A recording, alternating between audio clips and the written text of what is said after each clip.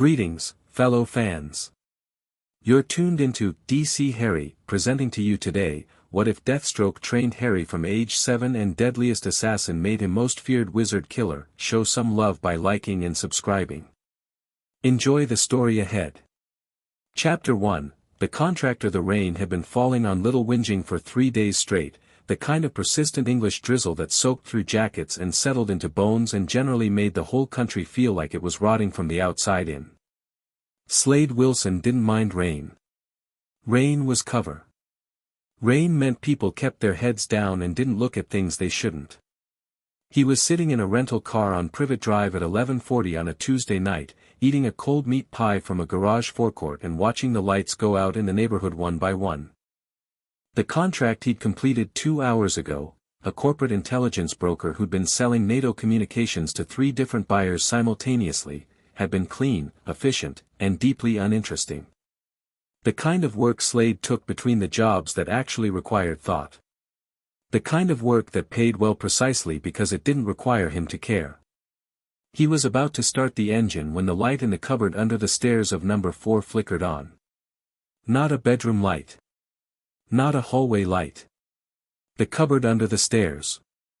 Slade's eye, the one that remained, tracked the thin line of yellow bleeding under the cupboard door. He'd been watching this street for 2 nights because his extraction route ran through the neighborhood, and he'd learned a long time ago that extraction routes should be memorized the way a man memorizes his own face. Every detail. Every anomaly. The anomaly was the boy. He'd seen him twice. Once yesterday morning, carrying 4 bags of groceries that were clearly too heavy for a child his size while a large blond man walked empty-handed beside him. Once in the afternoon, pulling weeds from a garden bed while 2 other children, one of them the blond man's obvious son, round and pink and mean-faced in the way only spoiled children can be, stood over him saying things Slade couldn't hear but could read from posture and expression without any difficulty at all. The boy was small. Too small for his age, which Slade put at around 7. Dark hair. Oversized clothes that belonged to someone significantly larger. And he moved through the world with the particular stillness of a child who had learned that drawing attention was dangerous. Slade recognized that stillness. He'd had it himself, once. The cupboard light went out. Then, from inside number 4, a sound. Even through the car window and the rain, even muffled by walls and distance, Slade's enhanced hearing caught it, the unmistakable crack of a hand against skin, and a child's short, bitten-off gasp. The kind of gasp from a kid who'd learned not to cry out loud. He sat with that for a moment. Then he got out of the car. He didn't think about it particularly hard. He didn't weigh the complications or calculate the risks, which was unusual for him because Slade Wilson calculated everything. He walked up the path to number 4, and he knocked on the door 3 times, and when Vernon Desley opened it in his bathrobe with his face already arranged in an indignant scowl, Slade looked at the man for exactly 2 seconds and then hit him hard enough to put him through the hallway wall. The plaster cracked. Vernon dropped. From upstairs, a woman made a sound like a stepped-on cat. Slade stepped over Vernon, walked to the cupboard under the stairs, and opened the door. The boy was sitting on a cot that was barely wider than a shelf, knees pulled to his chest, glasses slightly askew on his face. There was a red mark on his cheek that was going to bruise. He was looking up at Slade with green eyes that were startlingly vivid, the kind of green you didn't see on people, the color of deep water or old glass, and there was no fear in them. There was wariness, which was different. Fear was reactive. Wariness was intelligent. "You're not a policeman," the boy said. "No." "Are you going to hurt me?" "No." The boy studied him with those water-green eyes. Then he looked at the hallway where Vernon was making low, confused sounds in the plaster dust. "You hit my uncle." "I did. He's going to be very angry when he wakes up." "He won't remember it clearly," Slade said. "Head trauma does that." "Are you hurt anywhere besides the face?" The boy touched his cheek almost absently, like he'd forgotten it was there. "My ribs. 2 of them, I think." From yesterday. They're not broken, just bruised. I know the difference because Dudley broke one last year and it felt different. Slade looked at the boy for a long moment. 7 years old, sitting in a cupboard with bruised ribs and a handprint on his face, calmly distinguishing between broken and bruised bones with the matter-of-fact expertise of someone who'd had enough experience to develop a diagnostic framework. Something moved behind Slade's sternum that he didn't bother naming. "Can you walk?" he asked. "Yes." "Then get up. Bring anything important." The boy uncurled from the cot with the careful, measured movements of someone managing pain intelligently. He reached under the thin mattress and pulled out a small biscuit tin, the kind that had once held Danish butter cookies. He tucked it under his arm and stood, all 4 feet and a few inches of him, and looked at Slade with an expression that wasn't hope. Hope was too fragile a word, but something that was maybe hope's tougher cousin. "Where are we going?" he asked. "I don't know yet," Slade said honestly. The boy thought about that. Then he nodded, as if that was a perfectly acceptable answer, and followed Slade out of the cupboard and out of number 4 Privet Drive without looking back once. Petunia Desley's voice came down the stairs thin and sharp and frightened. Neither of them acknowledged it. They drove through the rain for 2 hours before Slade stopped at a motorway services outside Reading. He bought the boy a hot chocolate and a sandwich and put them on the table and sat across from him and looked at him properly for the first time in decent light.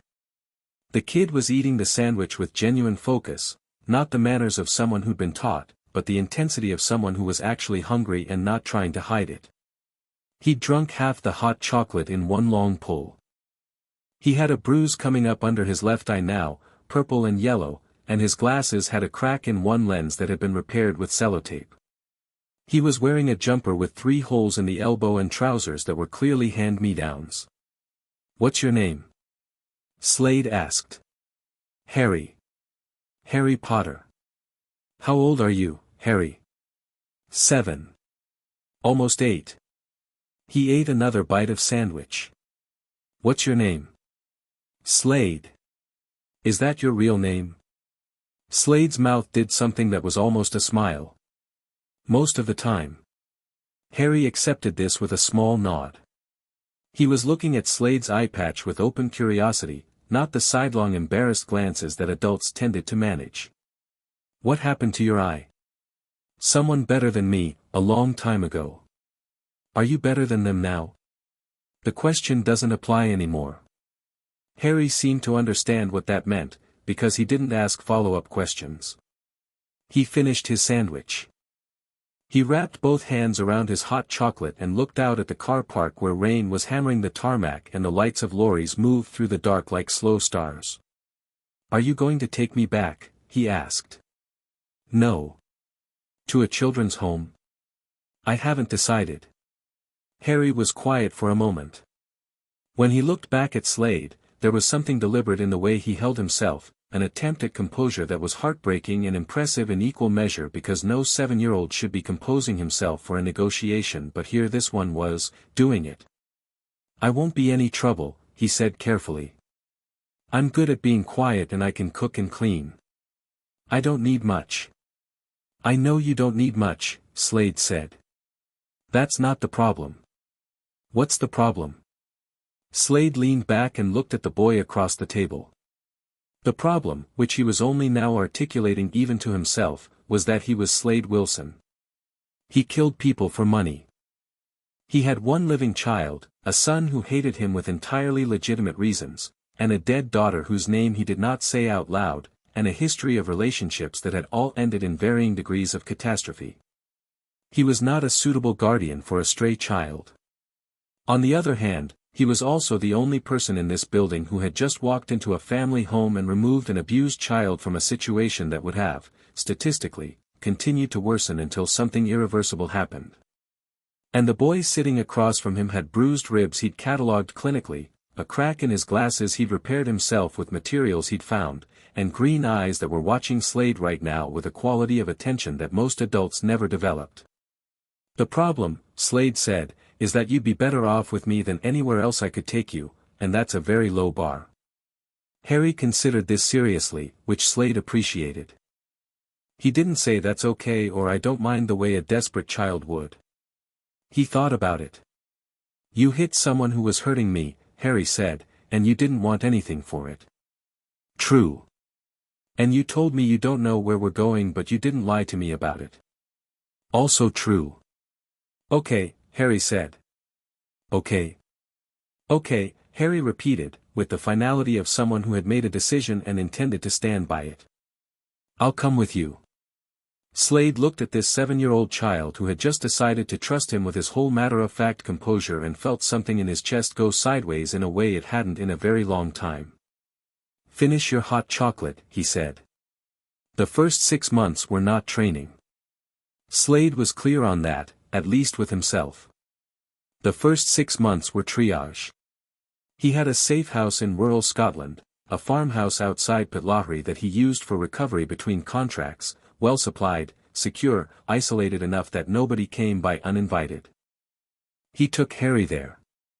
He fed him properly. He got him new clothes that actually fit. He took him to a GP in Perth under a cover identity and had the ribs checked, bruised, as Harry had said, not broken, and the doctor raised an eyebrow at the bruising pattern and Slade returned a look so flat and cold that the man wrote up the notes without further questions. Harry ate everything put in front of him for the first 3 weeks and then the appetite normalized and he started having preferences, which Slade took as a sign of genuine recovery. He disliked overcooked vegetables. He liked anything with eggs. He drank tea like a middle-aged Scotsman and turned down sugar in it with an expression of mild contempt. He was also, Slade discovered, reading everything he could get his hands on. He'd gone through the farmhouse's limited selection within the first 10 days, military history, field surgery manual, 3 novels left by a previous occupant, the complete works of Rudyard Kipling, and after the 3rd week Slade started bringing books back from supply runs. Harry read whatever he was given without complaint or preference, which meant he worked through a history of the Napoleonic Wars, 2 Lee Child novels, a manual on wilderness survival, and an encyclopedia of birds of prey in the same fortnight. What do you like? Slade asked him one evening, watching the boy move through the field identification section of the bird book with genuine focus. All of it, Harry said. That's not an answer. Harry thought about it. The survival manual, he said. The part about knowing which plants to eat and which ones will kill you. It's useful. You think about things being useful. Don't you? Slade looked at the 7-year-old sitting cross-legged on the floor with a bird encyclopedia on his knees and felt, not for the last time, that he was dealing with something that was going to exceed his expectations in ways he couldn't fully predict. Yes, he said. I do. The training started gradually, naturally, without ceremony. It wasn't Slade sitting Harry down and explaining what he was going to do. It was more that one morning he was doing his own workout in the farmhouse's back field and Harry appeared at the fence watching with the focused attention he gave to everything, and after a while Slade said, "You want to try?" and Harry climbed the fence and tried, and that was how it started. The boy had no bad habits yet, which was the first advantage. He was a blank page in terms of physical training, no ingrained wrong movements to correct, no ego about technique. When Slade showed him a stance he took it and held it and adjusted when corrected without complaint. When he failed at something he analyzed the failure quietly and tried again. He didn't get frustrated in the performative way children often did. He got interested. Again, Slade said, after Harry failed for the 7th consecutive time to complete a forward roll without favoring his left shoulder, the side with the bruised ribs, still healing. Harry did it again. Same problem, 8th time. Tell me what's wrong, Slade said. I'm protecting my ribs. They're healed. I know. But my body doesn't believe that yet. Slade crouched to his level. That's a real problem, he said. Your body protecting itself from old damage is how you get new damage. The body is always trying to compensate and compensation gets you killed. Understand? Harry nodded slowly, working through it. Your ribs are fine. Feel them. He guided Harry's own hand to his side. Push. Does that hurt? No. So tell your body. Harry breathed in, breathed out, and did the forward roll again. This time it was clean. He was 8 years old. By the time Harry was 9, the shape of what Slade was building had become clear enough that he started thinking about it intentionally rather than letting it happen by momentum. The kid was extraordinary. Not just talented, genuinely extraordinary, the kind of potential that came along once in a generation and usually got wasted because nobody recognized it early enough or pushed it correctly. His spatial reasoning was off the charts. Give him a room to memorize and he had it in a single pass, detailed and accurate, with attention to structural features, entry and exit points, natural cover. Take him on a walk through the village once and he could redraw the layout from memory with the useful details, the hardware store where you could buy wire cutters without ID, the pub with 2 exits, the postbox that had line of sight to the chemist. His body was responding to training the way genetics only occasionally allowed, he was building coordination and muscle memory at twice the expected rate. Slade had trained a lot of people. He'd never had a student who asked the right questions from day one. Why do we do the footwork before the striking? Harry asked one morning. They were in the farmhouse's front room, which Slade had cleared of furniture for training. Because striking without footwork is posturing. You might as well shout at someone. The footwork controls distance. Footwork controls everything. Footwork is the conversation before the fight. Striking is the punctuation at the end. Harry was quiet, absorbing. So if I control the footwork, I control when the fight ends. If you do it right. Teach me the footwork first then. Before we do the strikes. Slade looked at the 9-year-old standing in the middle of his cleared living room and made a decision. We're doing this properly, he said, more to himself than to Harry. If we're doing this, we're doing it right. He started bringing in specialists. Not telling them what they were training, not exactly. A retired Royal Marines close combat instructor who came twice a week and went away each time looking slightly unsettled and refusing to explain why.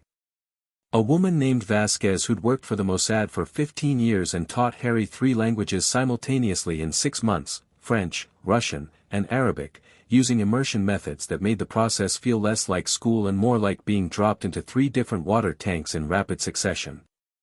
A tracker who'd spent 20 years with special forces in various capacity, who took Harry into the Scottish hills for 4 days and brought him back leaner, quieter, and with eyes that moved differently, cataloging terrain automatically the way some people catalog faces. The tracker came to Slade the evening he got back and said, "That kid tracked me for the last hour of day 3. I didn't notice until he tapped me on the shoulder." What did you tell him? I told him that was the best anyone had ever done in that exercise. The tracker paused. He said, "I know." Slade allowed himself a moment of genuine satisfaction. Between specialists, it was just the 2 of them, and those sessions were different, less structured, more honest. They ran together in the mornings. They ate together most evenings. Harry read and Slade read and sometimes one of them would say something about what they were reading and it would become a conversation that ran for 2 hours, zigzagging from military history to psychology to the practical mechanics of deception. Dumbledore, Harry said one evening, completely out of nowhere. He was sitting by the window with a book about the Second World War that he'd read already but was reading again. That's a name in here. The Chocolate Frog card. Slade looked up. The chocolate frog cards were from the biscuit tin, the one Harry had taken from Privet Drive on the night Slade had walked in. He'd never gone through it in detail and hadn't asked Harry about it because he'd decided early that information Harry volunteered was more valuable than information he pushed for. "What chocolate frog card?" he asked. Harry got up and brought the tin over and opened it. Inside was a collection of objects that told the story of a childhood in small, sad fragments. A broken pencil. A photograph of a young couple on a motorbike, the woman had Harry's green eyes. 3 galleons, which were coins Slade had never seen before and examined with interest. And a small trading card with a moving picture on it of an old man with a very long silver beard. Albus Dumbledore, Harry read off the back. Greatest sorcerer of the age, headmaster of Hogwarts School of Witchcraft and Wizardry. He looked up at Slade. My parents were magic. I know, Slade said. Harry stared at him. You know. I've known since the 3rd week. You melted a frying pan when I told you we were out of eggs. You were asleep and it just happened. I had to order a new one. Harry thought back, clearly searching his memory.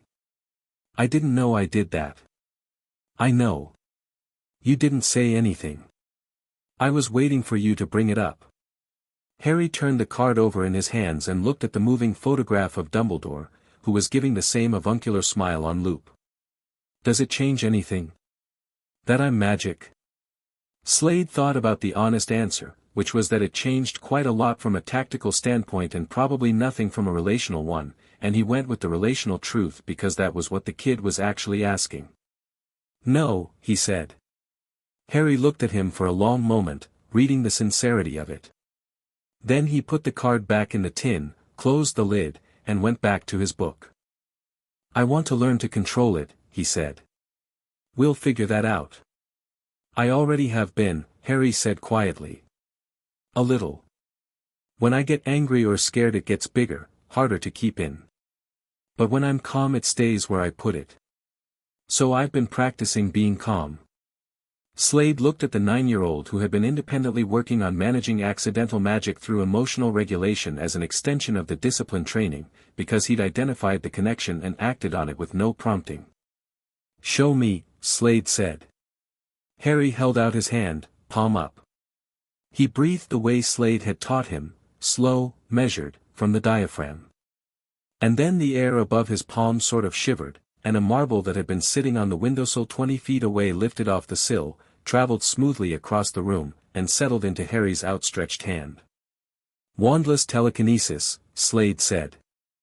I think they usually need a wand, Harry said. The card mentions it. I think the wand is like a focusing tool. But I was thinking, if I already know how to focus without it, is the wand just going to limit me? Probably, Slade said. But use every tool available. We'll figure out the wand later.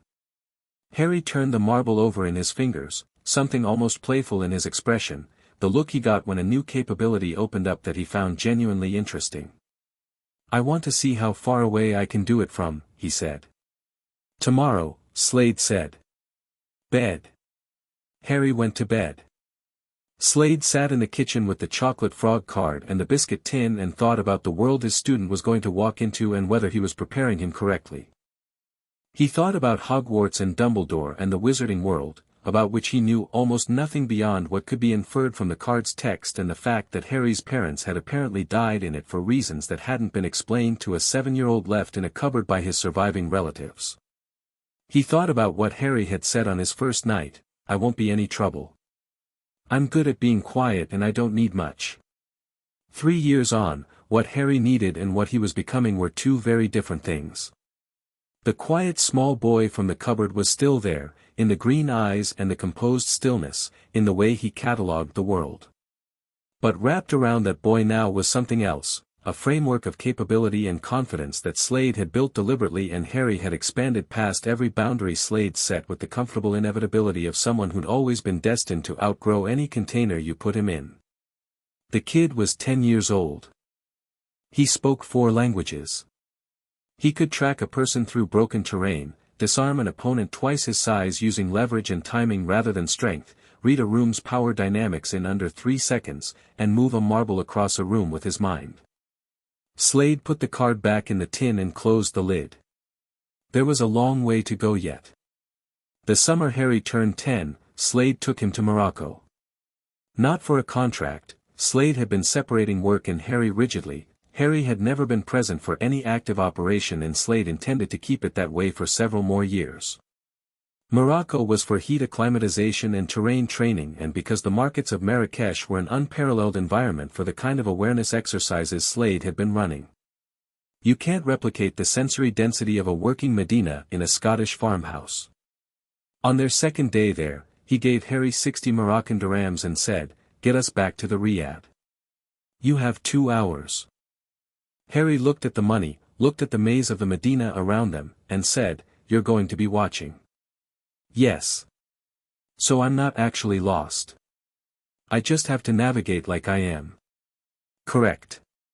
What's the actual test?" Slade raised an eyebrow. "The navigation.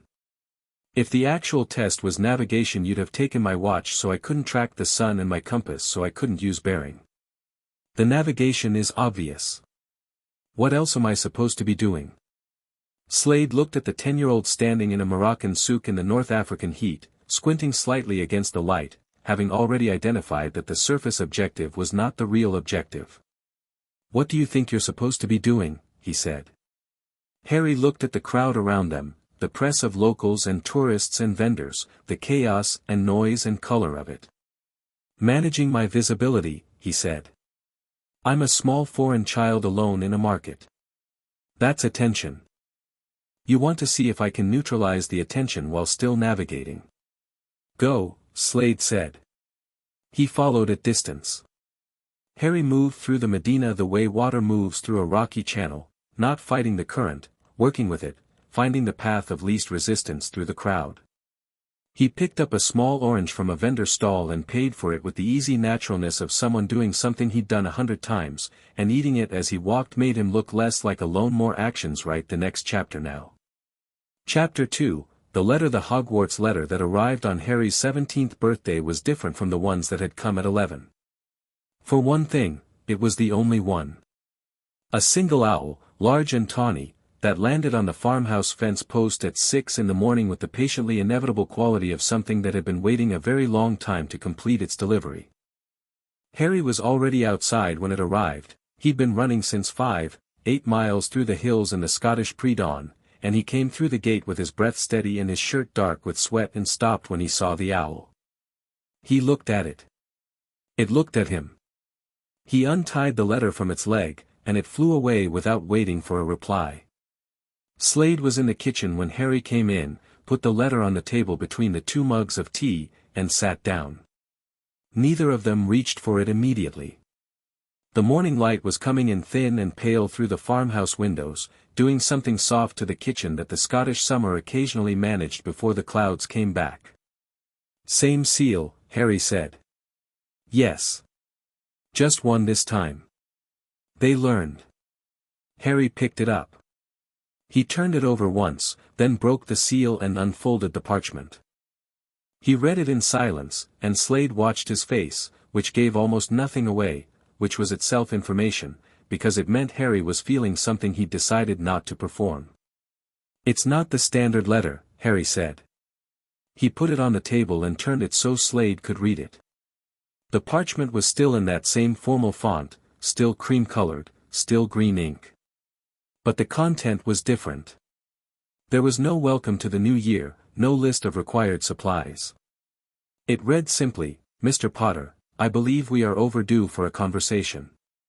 I would be very glad if you would meet me at the Leaky Cauldron in London on the 14th of August at 2 o'clock in the afternoon. I promise it will be worth your time. APWB Dumbledore." "He's been patient," Harry said. "He's been planning," Slade said. "There's a difference. Same outcome. Different intent." Slade picked up his tea. "He waited 6 years without escalating. That tells you he's confident. A man who sends more owls is anxious. A man who sends one is certain." Harry leaned back in his chair, his breathing fully recovered from the run now, completely level. He was looking at the letter with the expression he used for tactical problems, not emotional engagement, just assessment. He'd grown into himself over the past 6 years in a way that had a quality of inevitability about it. He was lean and sharp-featured, his father's dark hair worn short on the sides and longer on top, still with those extraordinary green eyes that were now framed by glasses he actually needed rather than the cracked hand-me-down pair from Privet Drive. He was just under 6 feet. He moved like water, which was the end result of 10 years of work, not the coiled spring tension of a fighter trying to look relaxed, but genuine physical ease that could become extraordinary violence without any visible transition. Are you going to tell me not to go? Harry asked. No, Slade said. Are you going to tell me what you think I should do? Also no. Harry looked at him. You have an opinion. I do. But you're not offering it. Because it's your call, Slade said. Has been for a while. This is your world to navigate. I can tell you what I'd do, but I'm not you and it's not my world. Harry was quiet for a moment. Outside, the first of the morning's clouds were coming in from the west, which in Scotland meant you had maybe 40 minutes before the rain arrived. He could hear it in the pressure change. 6 years ago he couldn't have done that. I'll meet him, Harry said.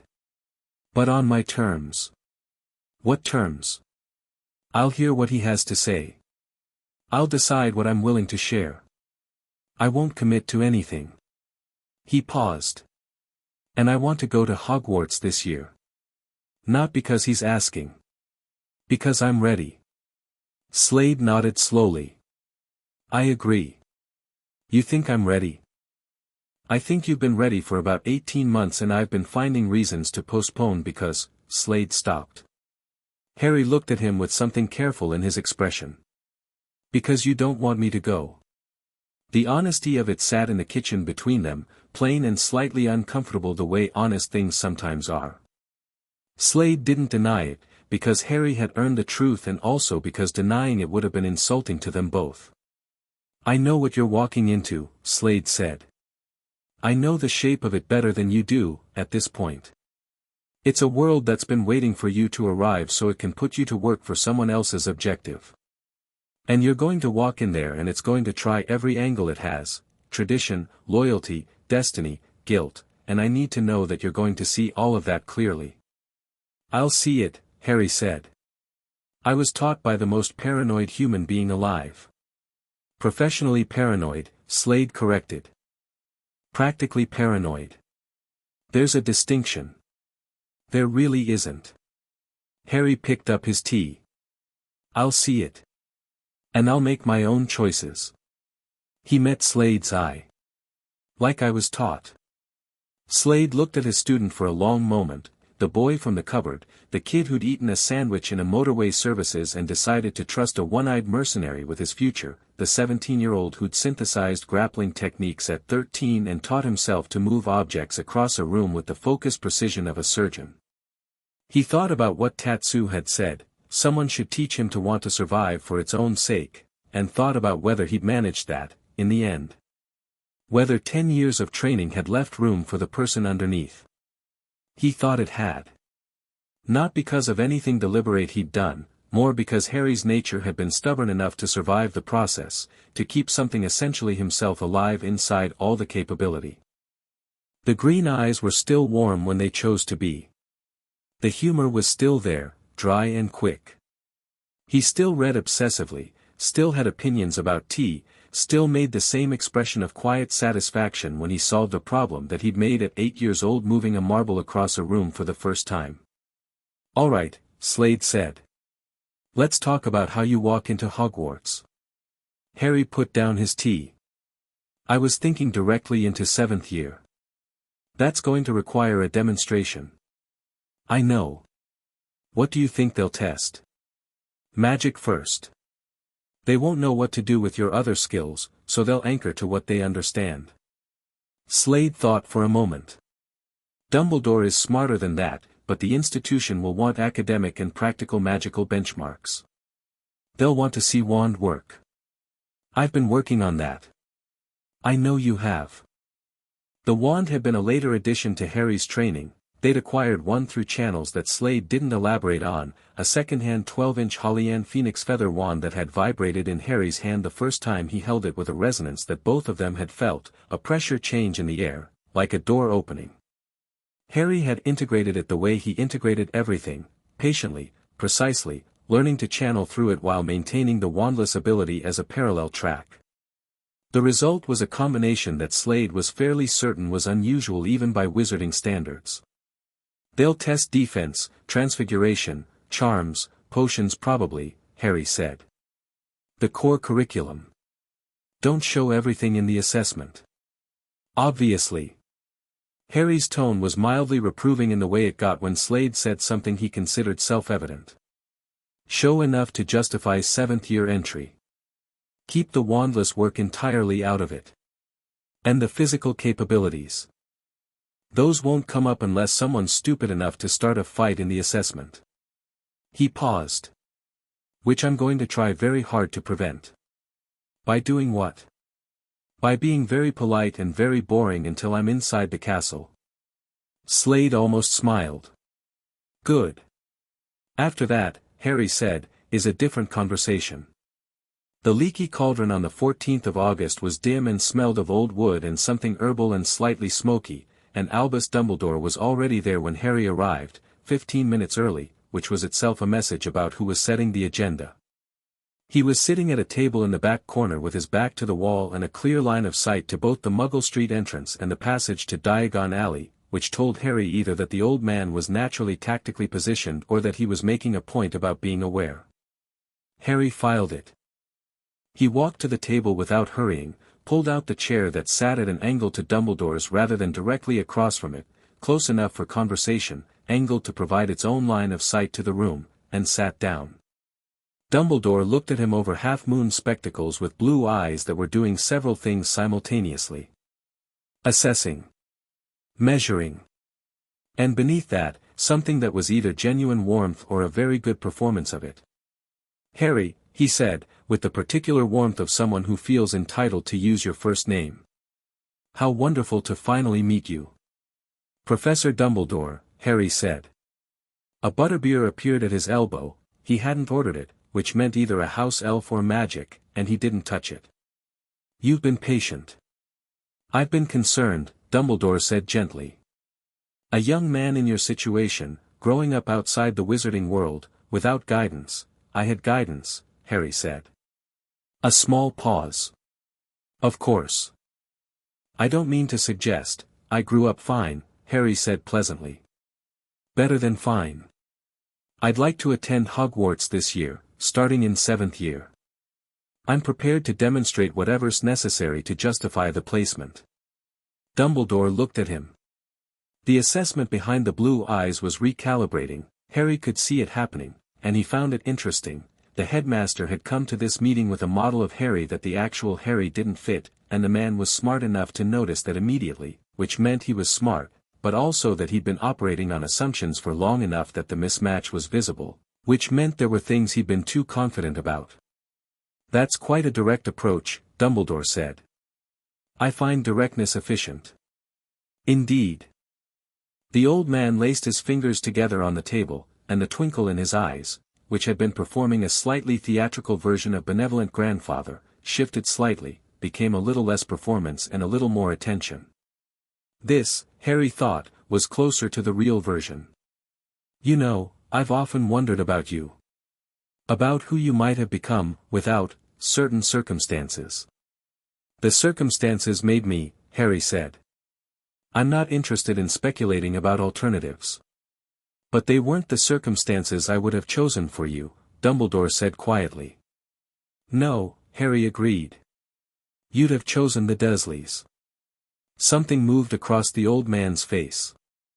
Not guilt, exactly, something more complex than guilt, the expression of someone who'd made a calculation they still believed was right and was now sitting across from the cost of it. Blood protections, Dumbledore began. I know about the blood protections, Harry said.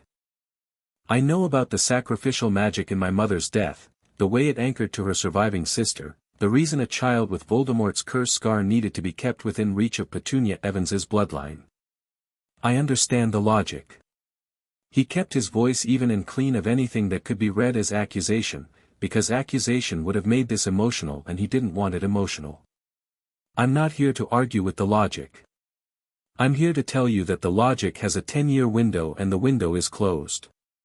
I'm 17. I haven't been near Privet Drive in 10 years. Whatever protection that arrangement was meant to provide is no longer the relevant variable. Dumbledore was very still. Not the theatrical stillness of a man waiting to speak, the genuine stillness of someone recalibrating in real time, revising a model, reordering assumptions. You've done your research, he said. I was well taught. By whom, if I might ask? Harry smiled, which was not a warm smile. Someone who taught me, among other things, not to answer questions I don't need to answer. He picked up the butterbeer, finally, and took a sip. It was decent. What is it you actually want to discuss, Professor? Because I don't think you called this meeting to talk about blood protections. Dumbledore looked at him for a long moment, and then he did something Harry hadn't expected, he laughed. Not the warm, avuncular chuckle of the performance, but a genuine short laugh of what appeared to be real amusement and something that was possibly relief. No, he said. I didn't. He reached into his robe and produced a small object which he placed on the table between them. It was a ring, old and plain-looking, with a cracked black stone. He placed it at the exact midpoint between them, equidistant, which was either accidental or a very precise signal about the nature of what he was about to say. I want to talk about Tom Riddle. Harry looked at the ring. He didn't touch it. Start at the beginning, he said. I'd rather hear what you actually know than what you've decided to share. Dumbledore looked at him with those recalibrating blue eyes and then, to his credit, he started at the beginning. Harry was back at the farmhouse by 6. Slade was at the kitchen table cleaning a rifle with the focused domestic calm he brought to equipment maintenance, and he looked up when Harry came in, read his face in the quick way that 10 years of knowing someone makes possible, and put down the cleaning rod. Sit, he said. Harry sat. He'd been processing on the train back from London, 3 hours of moving countryside outside the window, the information from the Dumbledore meeting arranged and rearranged in his head, the pieces placed and examined. Voldemort isn't dead, Harry said. He fragmented his soul. Multiple times. The pieces are anchored to objects, Horcruxes, the magic is called. He can't die permanently until they're destroyed. Slade was quiet for a moment. How many? Dumbledore thinks 7 total. He's found and destroyed one. Harry nodded at the memory of the ring. He says his hand was badly damaged in the process. Whatever curse protects those objects, it's significant. He told you all of this.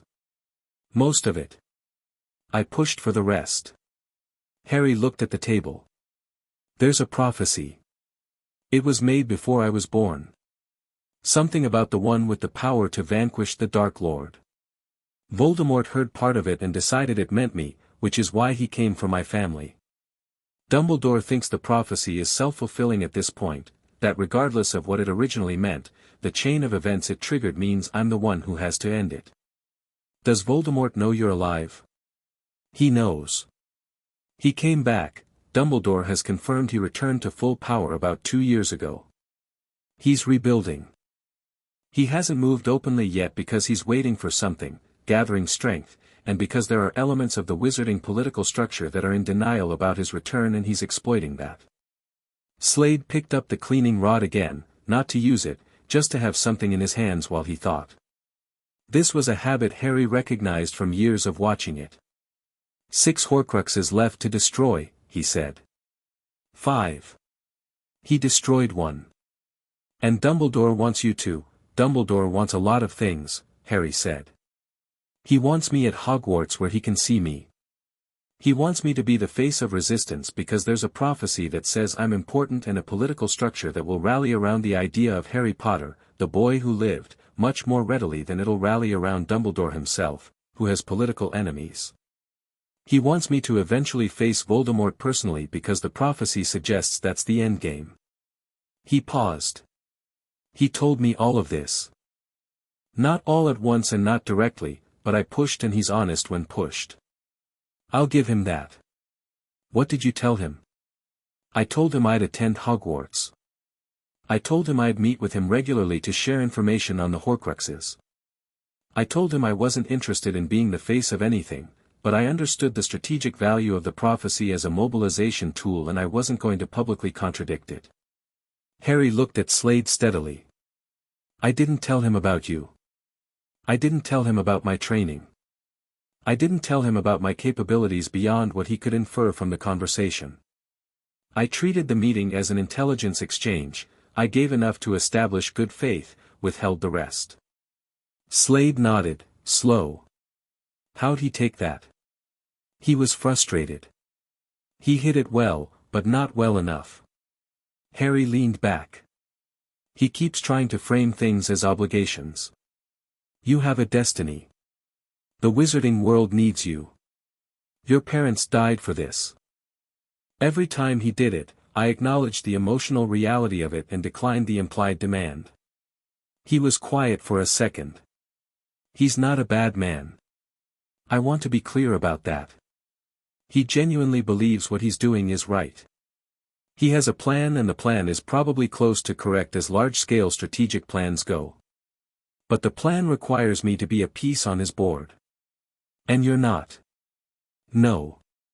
I'm not. Harry looked at the table. I'm going to go to Hogwarts, and I'm going to learn what the wizarding world actually is from the inside. I'm going to identify and destroy the remaining Horcruxes on my own timeline, using my own methods. And I'm going to deal with Voldemort when the time is right, not when it's convenient for someone else's strategy. Slade was quiet for a moment. Then, the Horcruxes. What do you know about them? Not enough yet. Dumbledore shared what he knows, a diary, destroyed years ago by someone else accidentally.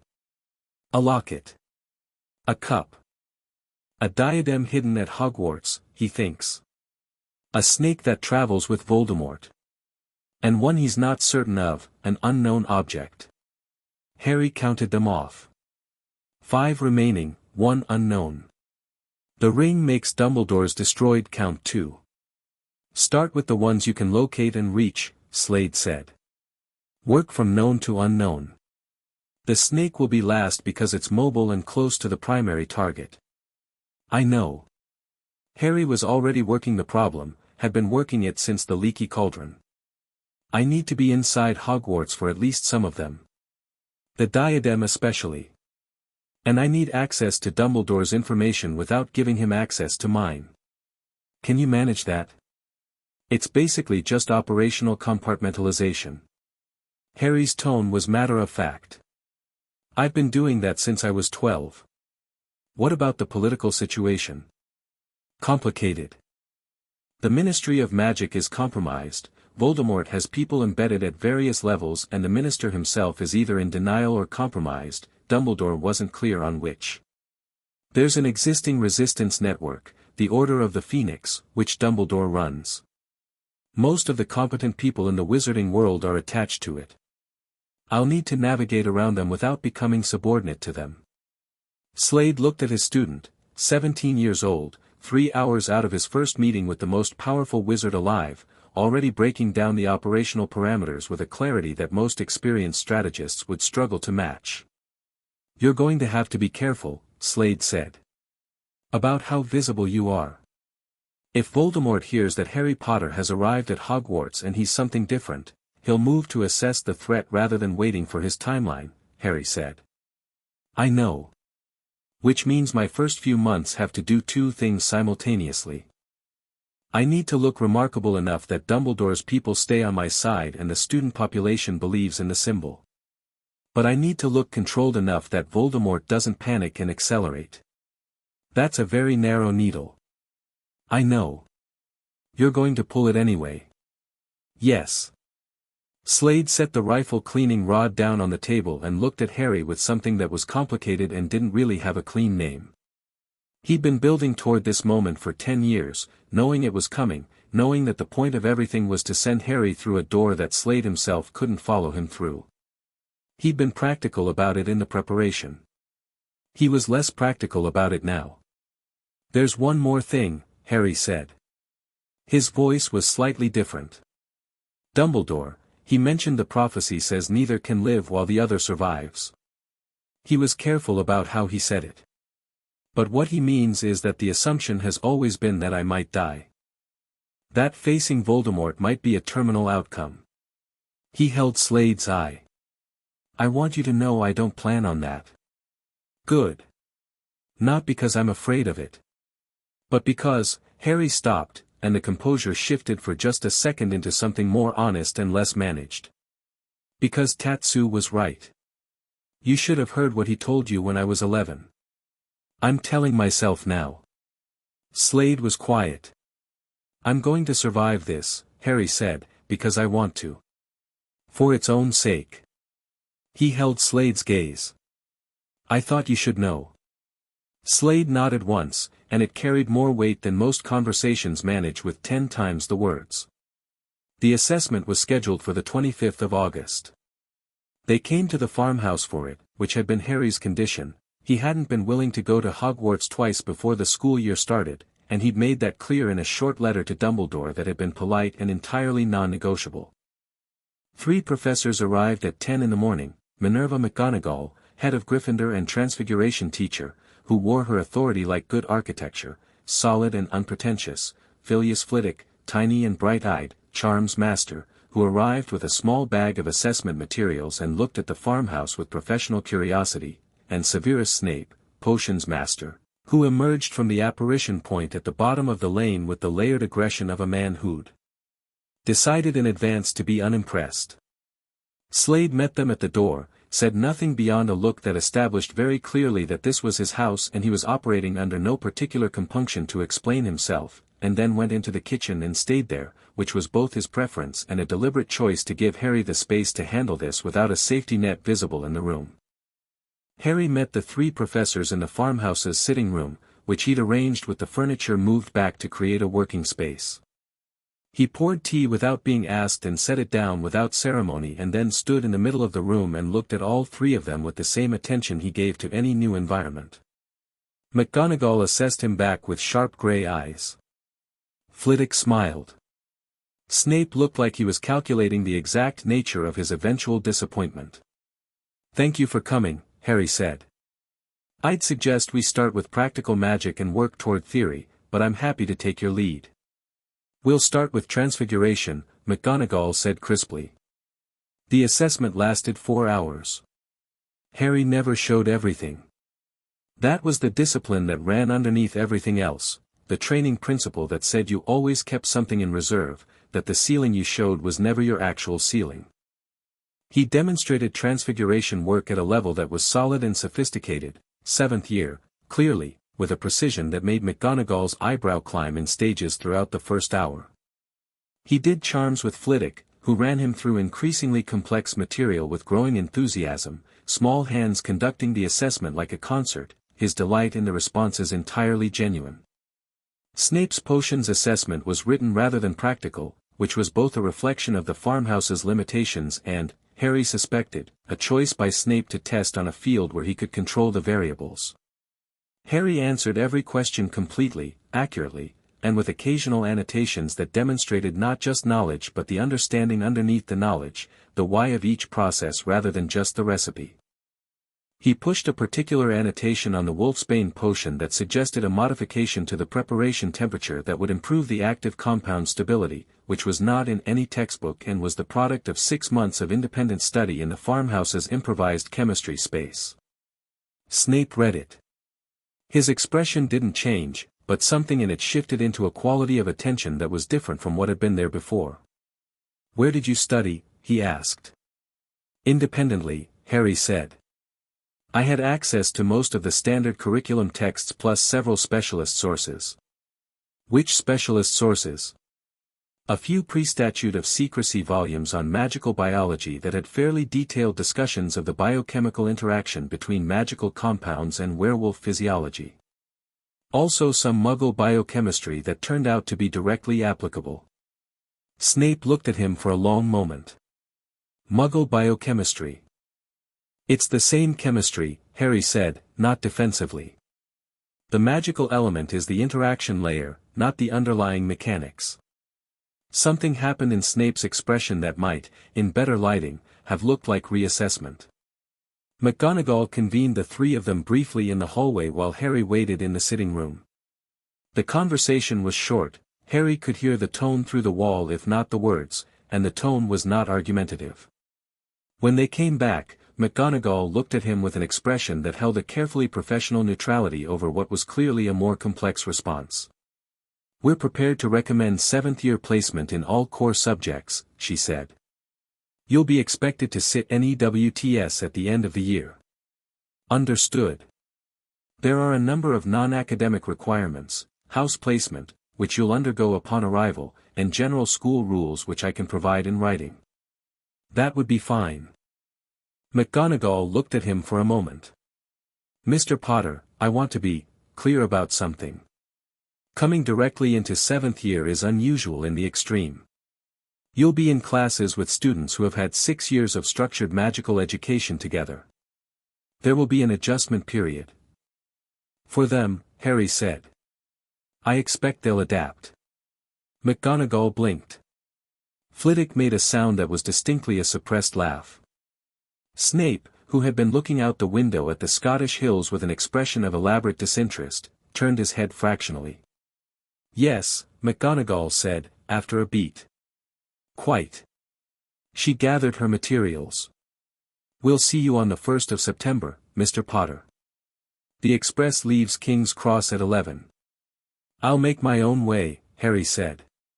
She opened her mouth, closed it, and then nodded. Very well. After they'd gone, Slade appeared from the kitchen with 2 mugs of tea, handed one to Harry, and leaned in the doorway. How do you think it went? McGonagall is going to be useful. She's direct and she respects competence over pedigree. Harry wrapped both hands around the mug. Flitwick is smarter than he lets on. He was running a secondary assessment during the practical work, testing how I responded to escalating difficulty, not just whether I could do the work. I gave him slightly more than I gave McGonagall because it seemed more useful to have him as an ally. Snape. Harry was quiet for a second. Complicated, he said. He came in expecting to dislike me, and the dislike is real, it's not theatrical, there's something personal under it. But the potion's annotation genuinely interested him. He'll be difficult because his personal feelings will keep colliding with his professional judgment. Harry sipped his tea. Also, I think he's a double agent. Slade looked at him. He has the dark mark, Harry said. I saw the edge of it on his forearm when his sleeve slipped during the assessment. But he's teaching at Dumbledore's school, which means Dumbledore trusts him, which means either Dumbledore is wrong or Snape turned and Dumbledore knows it. He paused. Dumbledore isn't wrong about the people he trusts. So Snape turned. Which makes him an asset, not a threat, as long as I understand what he's managing. Slade was quiet for a moment.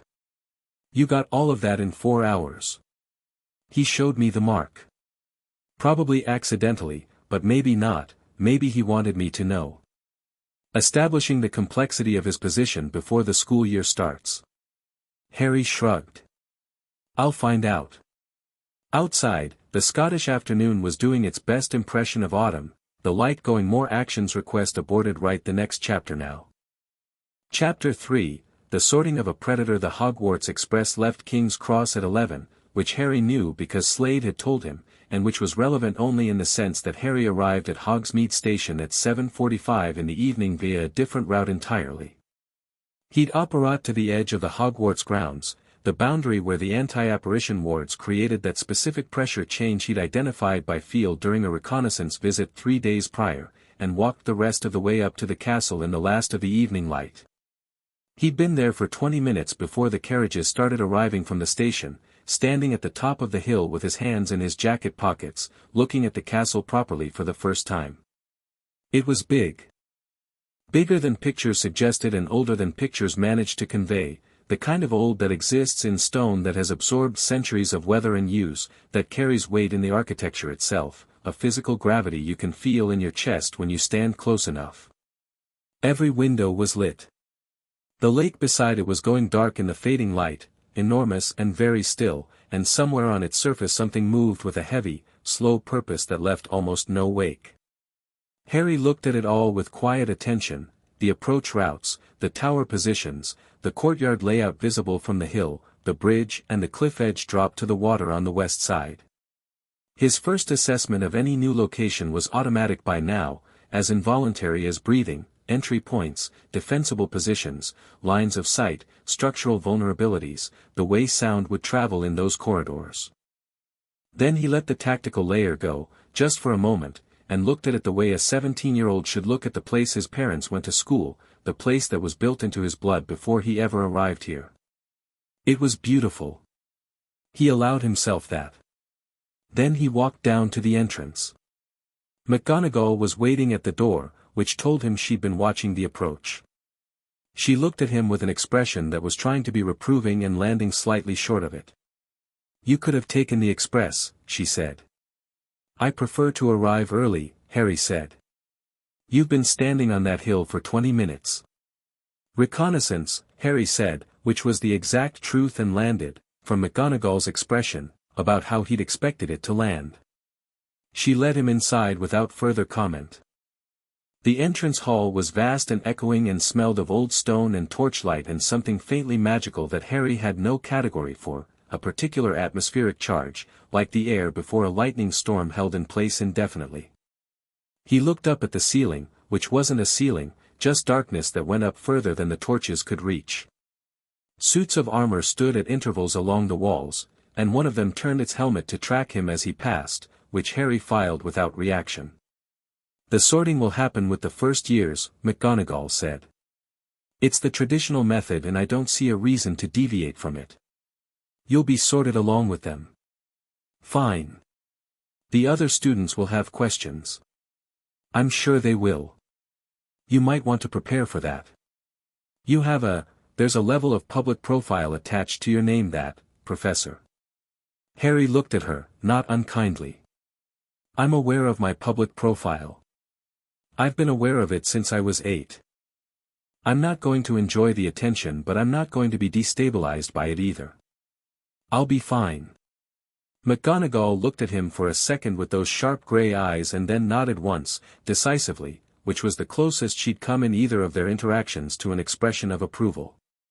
She put him in a small waiting room off the entrance hall and left to collect the first years from the boats. Harry sat in one of the chairs, checked his wand out of habit, the holly and phoenix feather, worn now from use, familiar in the way only things you've spent years with become familiar, and waited. The first years arrived in a cluster about 15 minutes later, shepherded in with the barely contained chaos of 11-year-olds who'd just crossed a lake in the dark.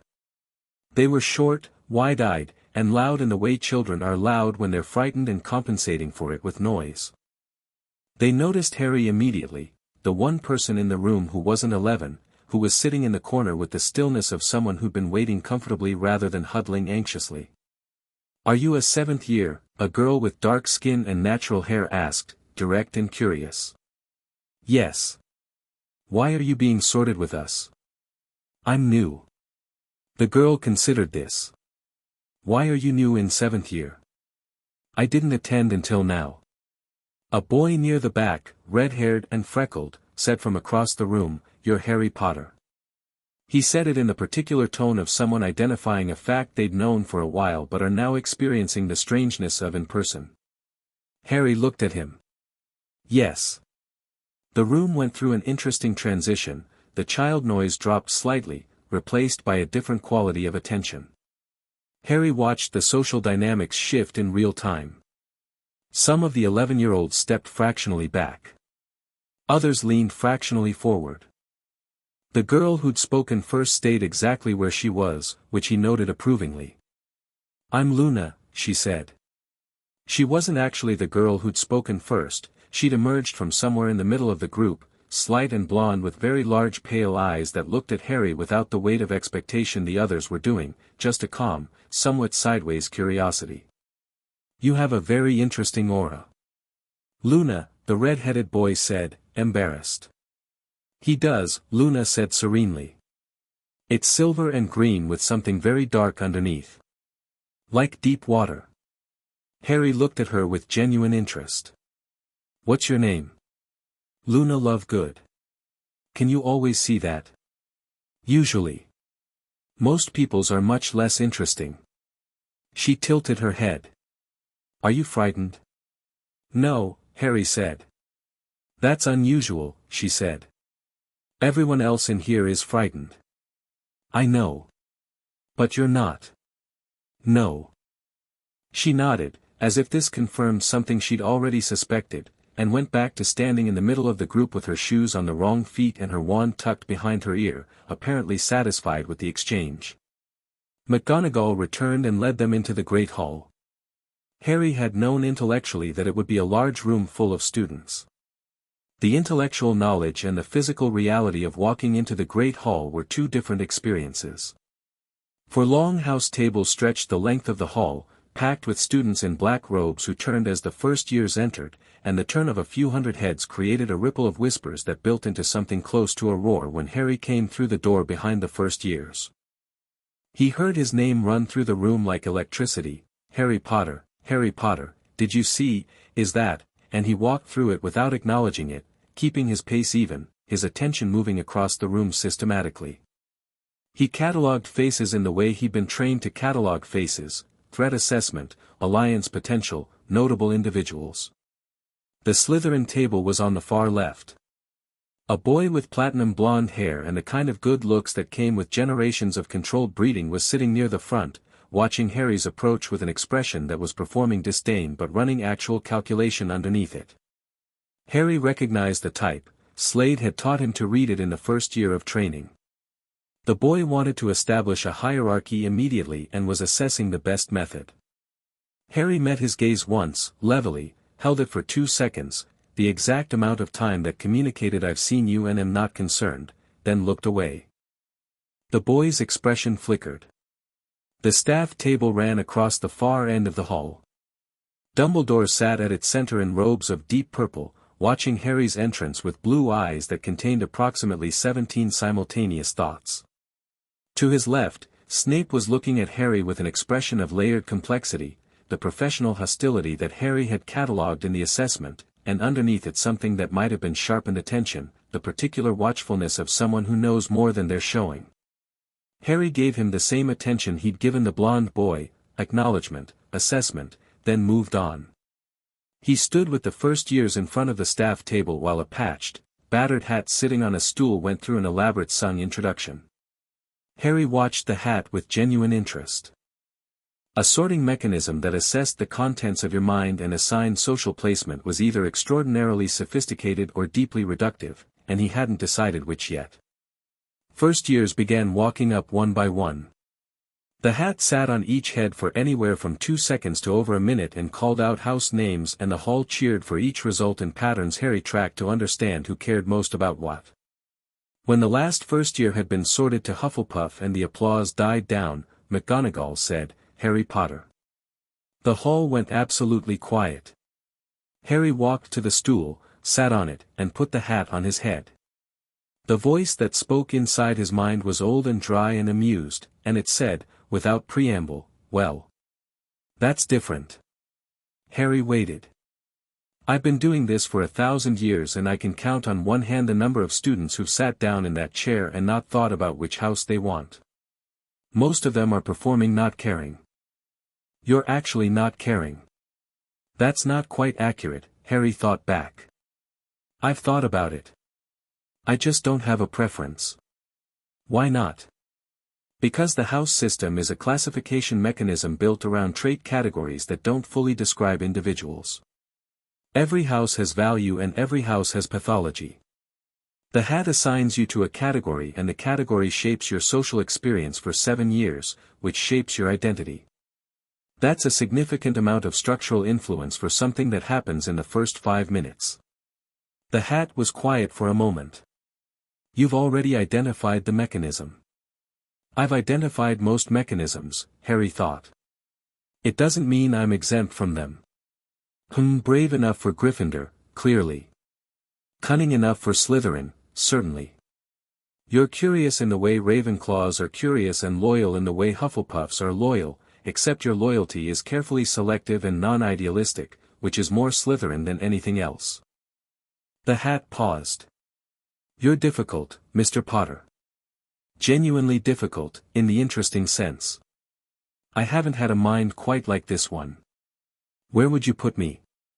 Harry asked. "Genuinely. Where would be most useful to the situation you're in?" Gryffindor, Harry thought, working through it. Because Dumbledore's support base is largely Gryffindor and I need political capital with the Resistance Network. Because Voldemort's people will underestimate a Gryffindor more than they'd underestimate a Slytherin. Because the students I need to trust me most are the ones who trust Gryffindor. That's the coldest reason anyone has ever given me for being sorted into Gryffindor, the Hat said, and there was something in the ancient voice that might have been laughter. But it's the right reason, Harry thought. And I mean it. The bravery part is real. I'm not performing that. No, the Hat agreed, and its voice was different for a moment, quieter and without the humor, something genuinely serious. No, that part is very real. A pause. One more thing, while we're here. Harry waited. You're going to walk out of this hall and everyone in it is going to have a version of you in their head that isn't you. They'll want you to be the boy who lived, the symbol, the hero. Some of them will want you to be a disappointment. Some of them will want you to be a weapon. The Hat's voice was very dry. I suspect you already know this. I do. Don't lose the real version. It's worth keeping. Harry thought of Slade, sitting in a kitchen in Scotland with a rifle cleaning rod in his hands and more things left unsaid than either of them would ever say out loud. He thought of what he told him, I'm going to survive this because I want to. I know, he thought back at the Hat. Gryffindor, the Hat shouted. The Gryffindor table erupted. Harry took the hat off, handed it back to McGonagall, and walked to the red and gold table through the applause and the noise and the weight of a few hundred people deciding who he was, and sat down. The boy across from him extended a hand immediately, with the particular enthusiasm of someone who'd been waiting to do this and was going to do it regardless of whether the moment was technically appropriate. Ron Weasley, he said. He had the broad, freckled face of someone who was going to be large when he finished growing, easy grin, and eyes that were doing an honest, straightforward assessment rather than a performed one. You're really Harry Potter. I'm really Harry Potter, Harry confirmed. Your parents were in Gryffindor, Ron said. Mum knew your mum. She's talked about, well. A lot. Sorry. I'm talking too much. It's fine. Harry meant it. Ron's openness was genuine and not strategic, which was unusual enough to be interesting. You're one of 7. Ron blinked. How do you know that? Red hair, Weasley, your family is reasonably well documented in the material I've read about the Wizarding Resistance Network. Your father works at the Ministry, your mother ran the Gryffindor Quidditch rotation through 3 of your older brothers. Harry said it without ceremony. I do my research before I enter new environments. Ron stared at him for a second, and then, to his credit, laughed instead of being unsettled by it. That's a bit mad, he said. But fair enough. Yeah, 7 kids. Bill and Charlie are grown, Percy's at the Ministry, the twins, Fred and George, are in 5th year, Ginny's 1st year. He nodded at the small red-headed girl who'd just been sorted to Gryffindor with a proud flush on her face. She's been terrified for weeks. She's talked about you since she was about 4, so. Harry looked at the first-year Weasley who had very definitely noticed he existed and was performing a heroic effort at nonchalance. I'll make a point not to be impressive, he said. Probably too late for that, Ron said. The girl who sat down next to Harry did it with the focused efficiency of someone who had identified the optimal seating position and secured it, and she turned to him before she'd even fully settled and said, Hermione Granger. I've read a great deal about you. Most of it is inaccurate or incomplete. Harry turned to look at her. She had a lot of dark hair and a kind of precise diction that came with careful thinking rather than careful schooling, and she was looking at him with the sharp, evaluating attention of someone who expected information to be exchanged at a reasonable standard of accuracy. Most of it is, Harry agreed. The books say you defeated Voldemort as a baby through love, she said. Which is clearly an incomplete explanation because sacrificial magic doesn't fully account for the mechanism of the curse's deflection under those conditions. No, Harry said. It doesn't. Do you know what does? I have a theory, Harry said. I'd like more data before I commit to it. Hermione looked at him with a quality of attention that sharpened further. What kind of data? The nature of my scar, mainly. And the Horcrux mechanics. He said it carefully, not fully, watching her response. She went very still for a second. Then, you know about Horcruxes? Yes. Those are extremely dark magic. Most students don't even know the word. I know what they are, what they do, and roughly where several of them are located. He paused. You've heard of them. I read everything in the Hogwarts library the summer before first year, she said. Including the restricted section material, which I borrowed through Madame Pants by pretending to be doing research on dark artifacts for a history of magic paper. She said this without apparent awareness that it was unusual. The Horcrux literature is minimal and deliberately obfuscated, but enough to understand the concept. Harry looked at her. How old are you? 17. I'm a 7th year. I've been here since first year. She paused. Why are you only arriving now? My guardian kept me out until he thought I was ready. Ready for what? Everything, Harry said. Hermione looked at him with those sharp eyes, and he could see her assembling a model, fitting pieces together, the way she was already doing it. She was fast. Fast in a way that was genuinely rare, the kind of processing speed that meant she wasn't just recalling information but actually thinking in real time, building new structures on the fly. You're going to go after the Horcruxes, she said quietly, leaning close enough that the noise of the feast covered the words. Yes. And you need to do it without the school administration coordinating it for you. Yes. Because Dumbledore will want to manage the process. Yes. She looked at him for a long moment. I want to help, she said. It wasn't offered tentatively. She didn't frame it as a request. It was a statement of intent, the way she probably stated most things she was serious about. I know you do, Harry said. Give me a week. Let me see how the landscape looks. Then we'll talk about what help looks like. It was the kind of measured response that either frustrated people or reassured them, and Hermione, who was clearly used to having her offers of help either accepted gratefully or dismissed, looked at him with a new expression. Not frustrated. Not reassured. Something closer to respect, which came with a quality of interest that hadn't quite been there before. Fine, she said. A week. Ron, who had been listening to this exchange while eating through what appeared to be his third bread roll, said, Is this the part where I ask what's happening or is everyone else understanding it already? We're discussing operational planning, Harry said. For defeating Voldemort, Hermione added. Ron chewed bread roll. Right, he said, after a moment. I'm in. Harry looked at him. I grew up in the Order, Ron said, quieter, his easy expression gone briefly to something more serious. My whole family has been in it since the First War. Fred and George act like it's all a game, but, my dad almost died last year. Death Eater attack. He's fine, he added quickly, but... He shrugged, large and honest. I'm in. Whatever it is. You don't have to explain it all at once.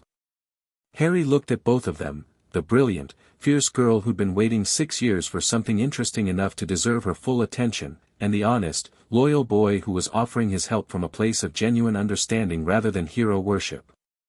He thought about what the hat had said. Don't lose the real version. It's worth keeping. All right, he said quietly. Good. The defense against the dark arts classroom was on the 3rd floor and its current professor was a man named Dolores Umbridge, whom Harry had not been able to research in detail before arriving but who had been flagged in passing by Dumbledore as a ministry appointment, which meant political, which meant potentially compromised, which meant treat as hostile until demonstrated otherwise. She was a small woman in head-to-toe pink who smiled with her mouth while her eyes did something entirely different, and when Harry walked into her classroom on his first morning she looked at him with a smile that was warming up and said, "Oh, Harry Potter.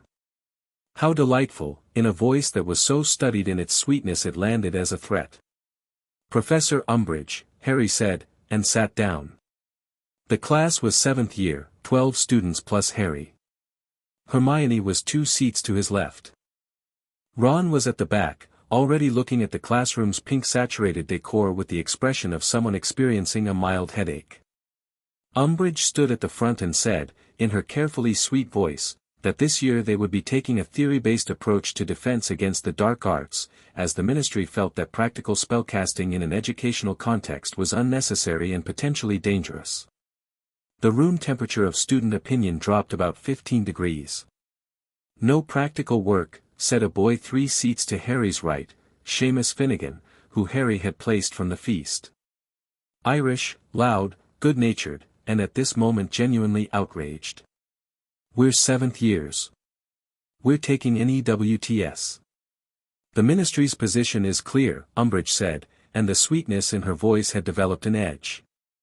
Practical defense work outside of controlled Ministry oversight creates an environment of, what's the Ministry's threat assessment for you-know-who's current activity?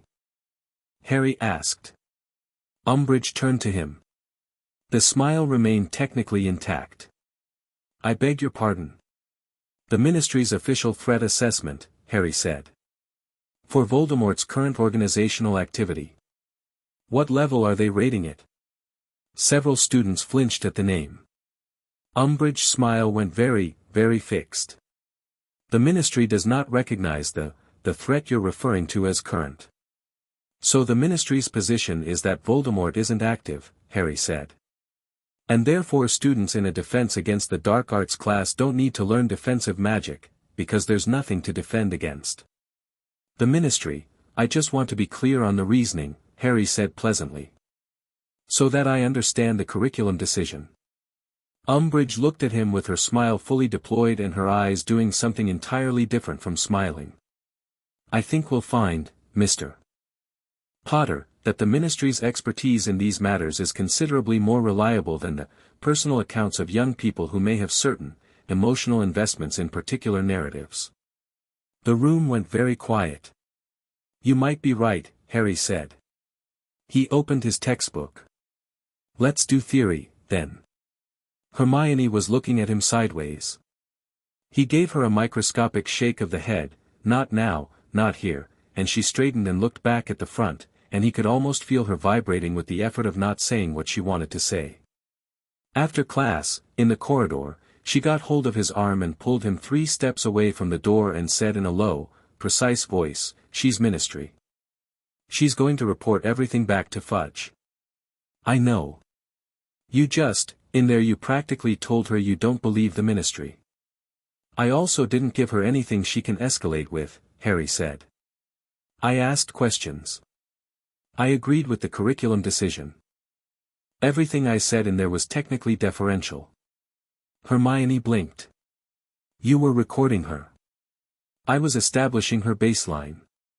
How she responds to challenge, what her priority is, which is the Ministry's narrative over student safety, which means she'll act against anyone who threatens that narrative directly. So we don't threaten it directly.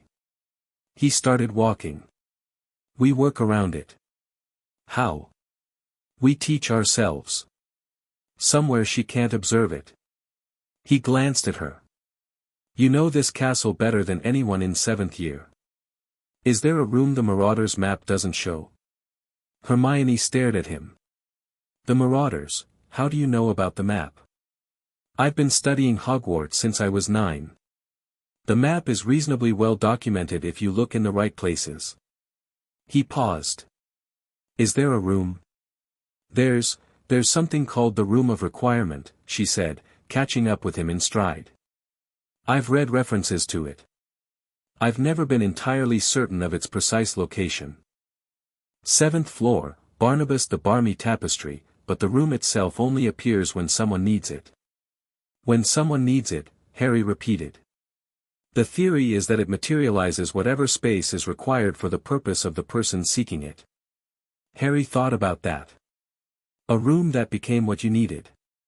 In a castle with a compromised defense against the dark arts teacher. That's useful, he said. Can you find it? Probably by the end of the week. Friday evening, Harry said. Find it. Bring anyone you trust. How many people? However many you think this castle needs, Harry said. He found Draco Malfoy waiting for him outside the library on Wednesday afternoon. Harry had been expecting something like this. The blonde boy from the feast had been performing increasing levels of pointed non-engagement for 2 days, which was itself a form of engagement, a performance of disdain that required an audience to function. He'd been tracking it in his peripheral attention while spending most of his focus on the castle layout, the library's restricted section access protocols, and the dynamic between Dumbledore and the staff that he was still mapping. Malfoy had 2 large boys with him. Crabbe and Goyle, Harry placed them. Thick, blank-faced, positioned like furniture. Potter, Malfoy said. He'd arranged himself in the corridor with the studied negligence of someone who'd practiced seeming casual. I've been meaning to introduce myself.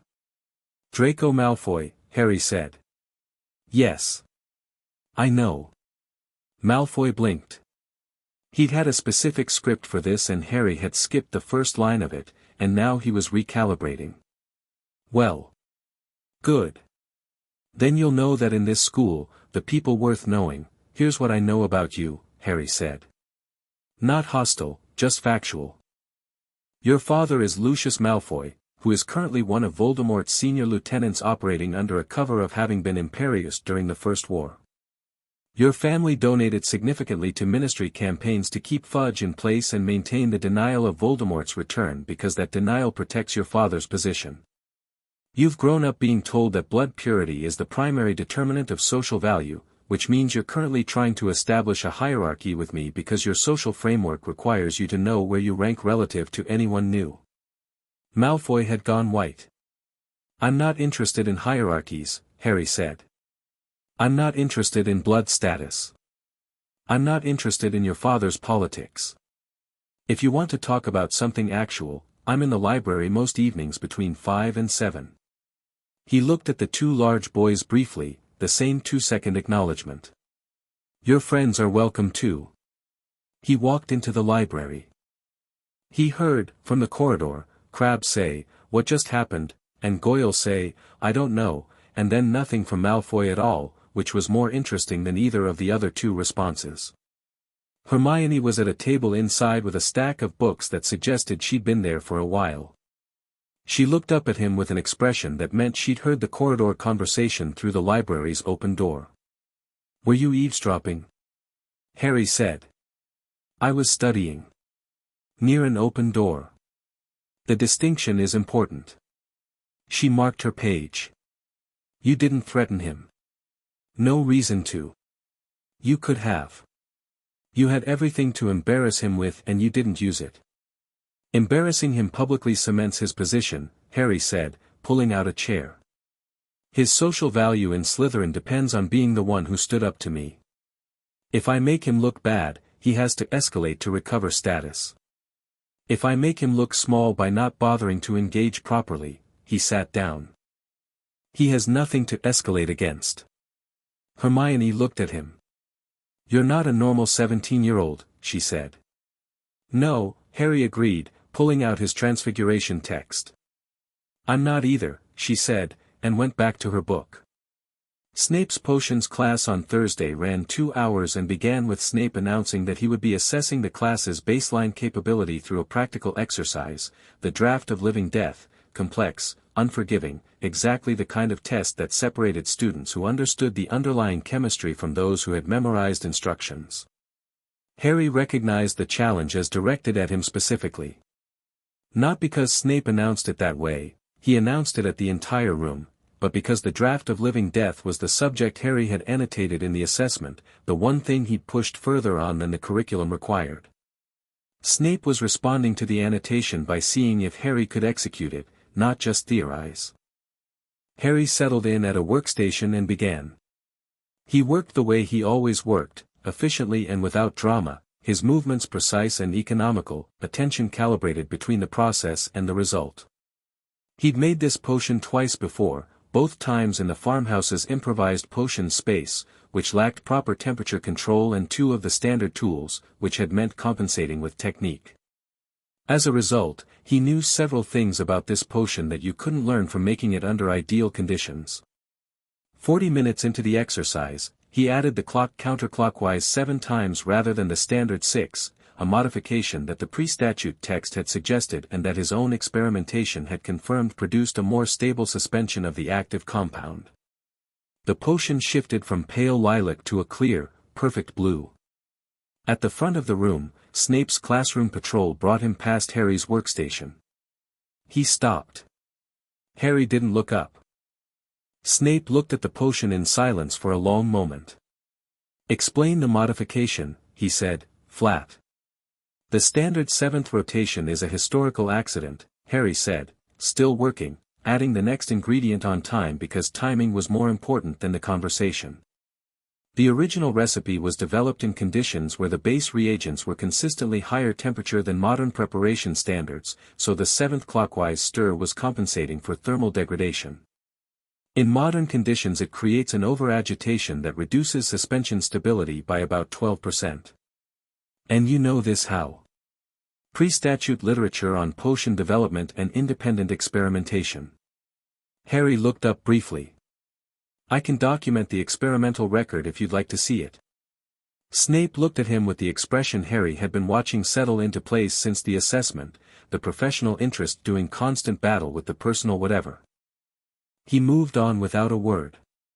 At the end of class, when the results were assessed, Harry's potion was placed at the front of the room as a reference standard. Snape announced this in a tone that managed to be technically complimentary and personally begrudging simultaneously, which Harry suspected was as close to praise as the man's emotional architecture allowed. After the students filed out, Snape said, "Potter." A moment. Harry stopped. The room emptied.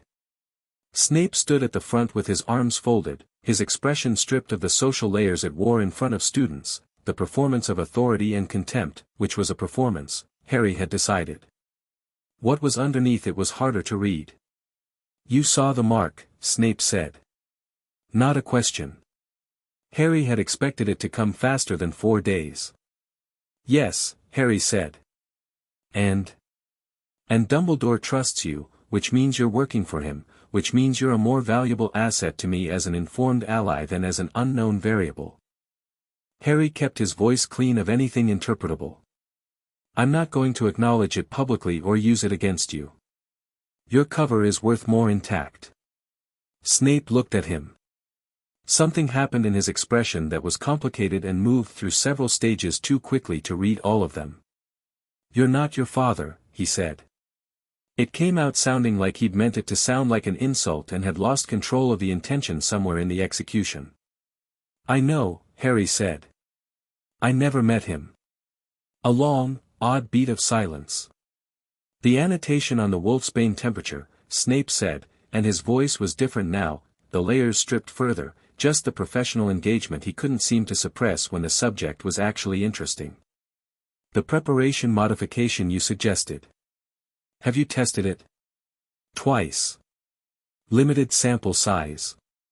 "What were the results?" 12% improvement in the stability window of the active compound. Theoretical reduction in the severity of transformation symptoms if the potion is taken within the modified temperature range. Harry watched Snape's face. "Is there someone specific you're asking about?" Snape said nothing. "I'm not asking for names," Harry said. "I'm saying that if you want to test the modification under controlled conditions, I have the documentation and I'm willing to collaborate." Another long silence. Snape looked at him with the expression of a man trying to reconcile several things that were refusing to reconcile neatly. "This conversation didn't happen," Snape said. "I have a very selective memory," Harry agreed, and left. Friday evening, Hermione led Harry and Ron to the 7th floor. She'd found it, as promised, paced the corridor opposite the Barnabas the Barmy tapestry 3 times while thinking, with absolute focus, about what she needed, and a door had appeared in the stone wall with the unceremonious simplicity of magic that simply worked. Inside was a room that had decided to be large, with tiered circular floor space, high ceilings, training equipment that had appeared from somewhere between imagination and stone, and enough open space for 20 people to move in. 17 students came. Harry hadn't advertised it. Hermione had told 6 people she trusted, those people had told a few more, the Weasley twins had mentioned it to their year, and Neville Longbottom had arrived slightly pink-cheeked and out of breath with 3 Hufflepuffs who'd heard somehow. They stood in the room with the slightly uncertain energy of people who'd responded to something but weren't entirely sure what. Harry stood at the front and looked at them. "Umbridge's class won't prepare you for what's coming," he said. "No preamble. Voldemort is active. His people are in the Ministry and they're going to move on the wider wizarding world within the next 12 to 18 months. Every person in this room is either going to be a target or a defender, and right now most of you are not ready for either." Nobody argued with the name. That was interesting. A month ago, he'd been told half the wizarding world still wouldn't say it. "I'm not here to be your professor," Harry said. "I don't have a curriculum. What I have is a knowledge base and a set of methods and a willingness to share them. If you're here because you want to learn how to actually defend yourselves, stay. If you're here because you thought it would be interesting or because you wanted to see Harry Potter up close, that's fine too, but you should probably go." Nobody went. Harry looked at Ron, who grinned, entirely unintimidated, and pulled out his wand.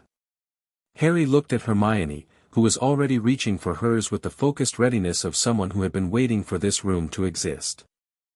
He looked at Neville Longbottom, who was standing at the back of the group with both hands wrapped around his wand, his jaw set, his eyes clear. Neville had a particular quality that Harry had been observing since the feast, a quietness that wasn't timidity, that was actually something closer to determination so deep it had gone still. Harry had looked up the Longbottom family. He knew about Neville's parents. "Longbottom," Harry said.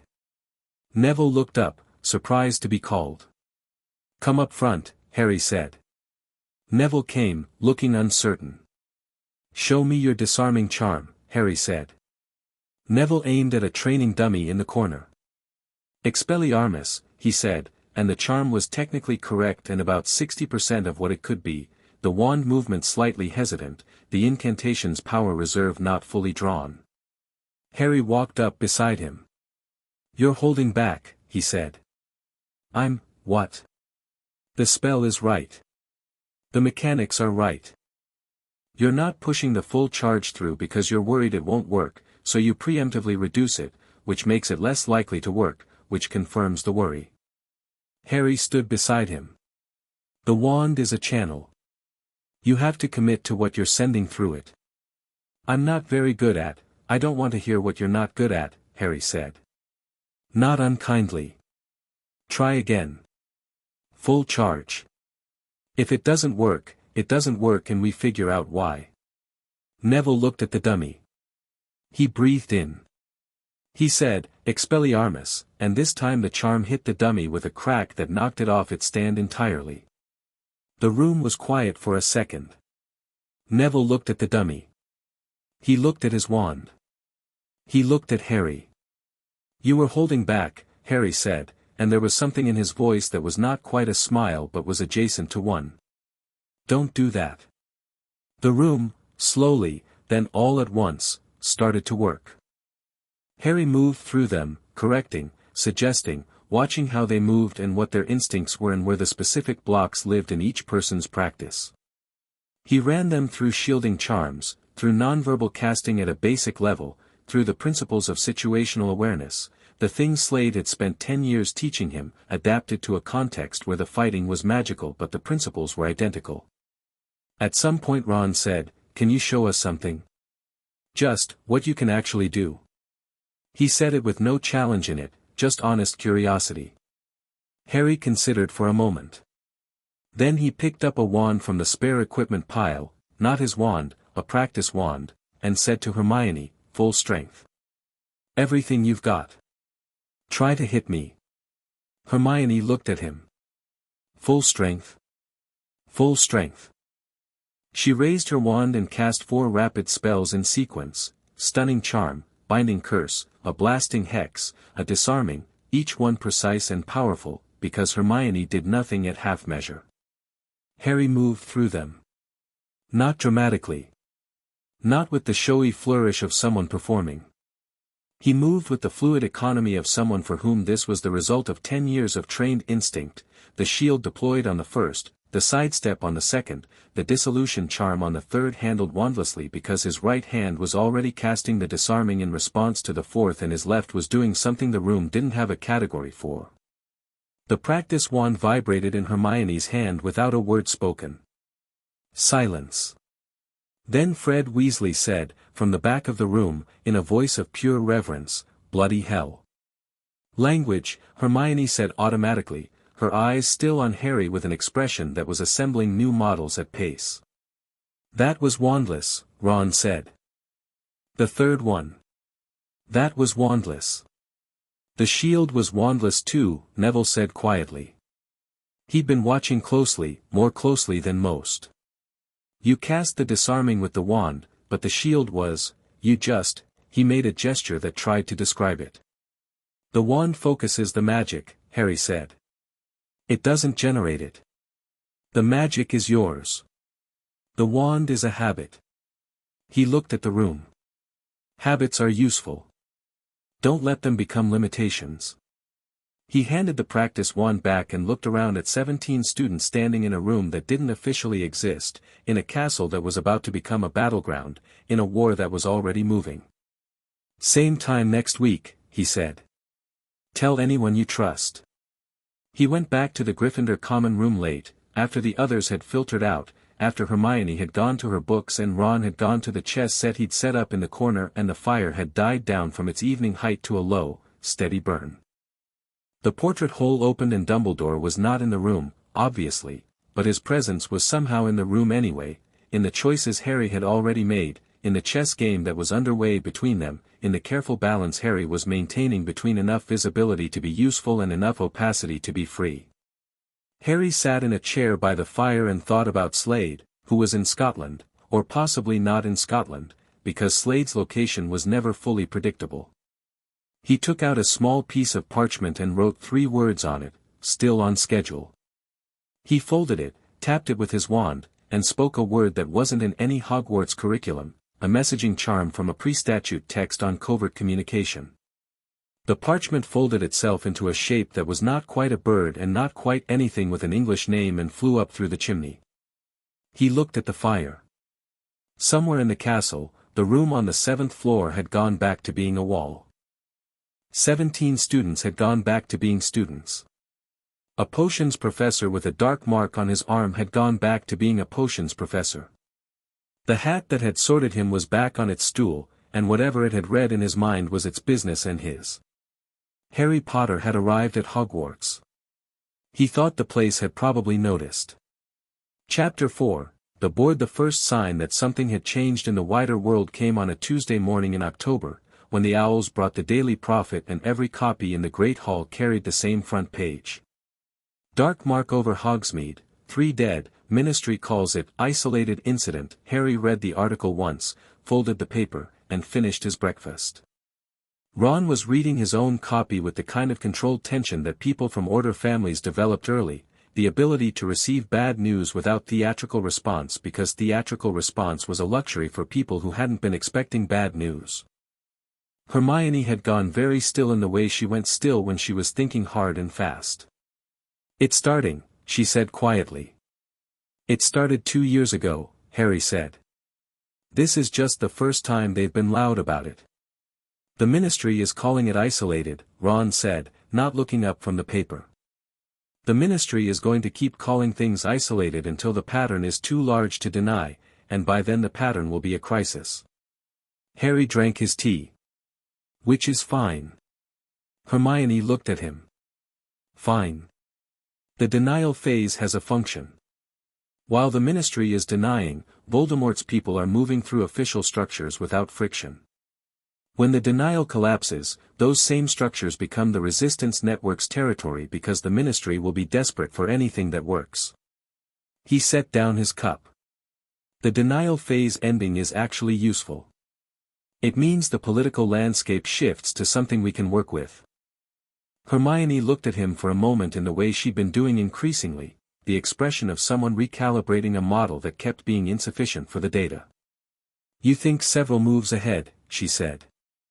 I think about what the board looks like in 6 months, Harry said. Then I make today's decisions based on that. Ron put down the paper. What does the board look like in 6 months? Voldemort moves on the Ministry directly. Fudge gets removed, either by Voldemort's people or by a political collapse when the denial becomes untenable. The new minister either capitulates or fights back. If they capitulate, the Ministry becomes openly compromised. If they fight back, it becomes a war. Harry looked at both of them. Either way, Hogwarts becomes strategically important because it's the largest concentration of magical persons outside the Ministry itself, and Dumbledore's resistance network is centered here. So Hogwarts gets attacked, Ron said flatly. Eventually. Possibly this year, possibly next. The timing depends on factors I don't have complete visibility on. Harry paused. Which is why the Friday sessions matter. And why we need to move faster on the Horcruxes. This was the conversation they'd been building toward for 3 weeks, and the Hogsmeade attack had pushed the timing forward. Hermione reached into her bag and produced a notebook, dense, organized, the product of the research she'd been doing quietly since their first conversation at the feast. What I know, she said, opening it. Dumbledore has confirmed 2 destroyed, the diary, which was destroyed in second year by a student named Ginny Weasley's year group, actually by you according to the account, and the ring which Dumbledore destroyed over the summer. She looked up. You were there for the diary? I wasn't at Hogwarts then, Harry said. That story is more complicated and I'll explain it properly later. Keep going. The locket, Hermione said. There's a location, a cave on the coast, Dumbledore has been there. He retrieved what he thought was the locket but it turned out to be a fake. Someone got there first and left a note inside the decoy. She turned a page. The note was signed R.A.B. Regulus Arcturus Black, Harry said. Both of them looked at him. The Black family tree is in several historical texts on wizarding lineage. Regulus Black was a Death Eater who disappeared in 1979. The timing is consistent. If he found out what Voldemort had done with the locket and retrieved it, he likely died shortly afterward. He paused. Which means the real locket ended up somewhere connected to the Black family. Their ancestral home is 12 Grimmauld Place in London. It's currently the Order of the Phoenix headquarters. Hermione's pen had stopped moving. She was staring at him. It might be in Dumbledore's own headquarters, she said. It might have been there for years, Harry agreed. If it was left in the house after Regulus died and nobody knew what it was, it could have ended up in any number of places, sold, thrown away, kept. He thought for a moment. We need access to the house. Dumbledore controls access to Grimmauld Place, Ron said. Mum's been there. She'd know the layout. Can she be asked without triggering the Order's attention? Ron chewed his lip. Maybe. If I ask about the house generally, not about anything specific, do that, Harry said. Casual. You're curious about the Order's history, something like that. Ron nodded. The cup, Hermione continued, back on her notes. Helga Hufflepuff's cup. The last confirmed location was in the possession of a woman named Hepzibah Smith, from whom Voldemort stole it before framing her death on her house elf. After that, nothing. But the pattern of Voldemort's Horcrux placement suggests somewhere with significance to him, something connected to his own history or to the Founders. Gringotts, Harry said. Hermione looked up sharply. The Lestrange Vault. Bellatrix Lestrange is Voldemort's most loyal lieutenant and has been since the First War. If he gave the cup to anyone for safekeeping, it's her. And the most secure location she controls is her Gringotts Vault. He let that sit for a second. That one will need a plan for. A plan like breaking into Gringotts, Ron said, with the tone of someone who was absolutely on board and was processing the scale of the logistical challenge. Eventually, Harry said. Not yet. The diadem, Hermione said, pressing forward. Rowena Ravenclaw's diadem. Dumbledore believes it's in the castle somewhere.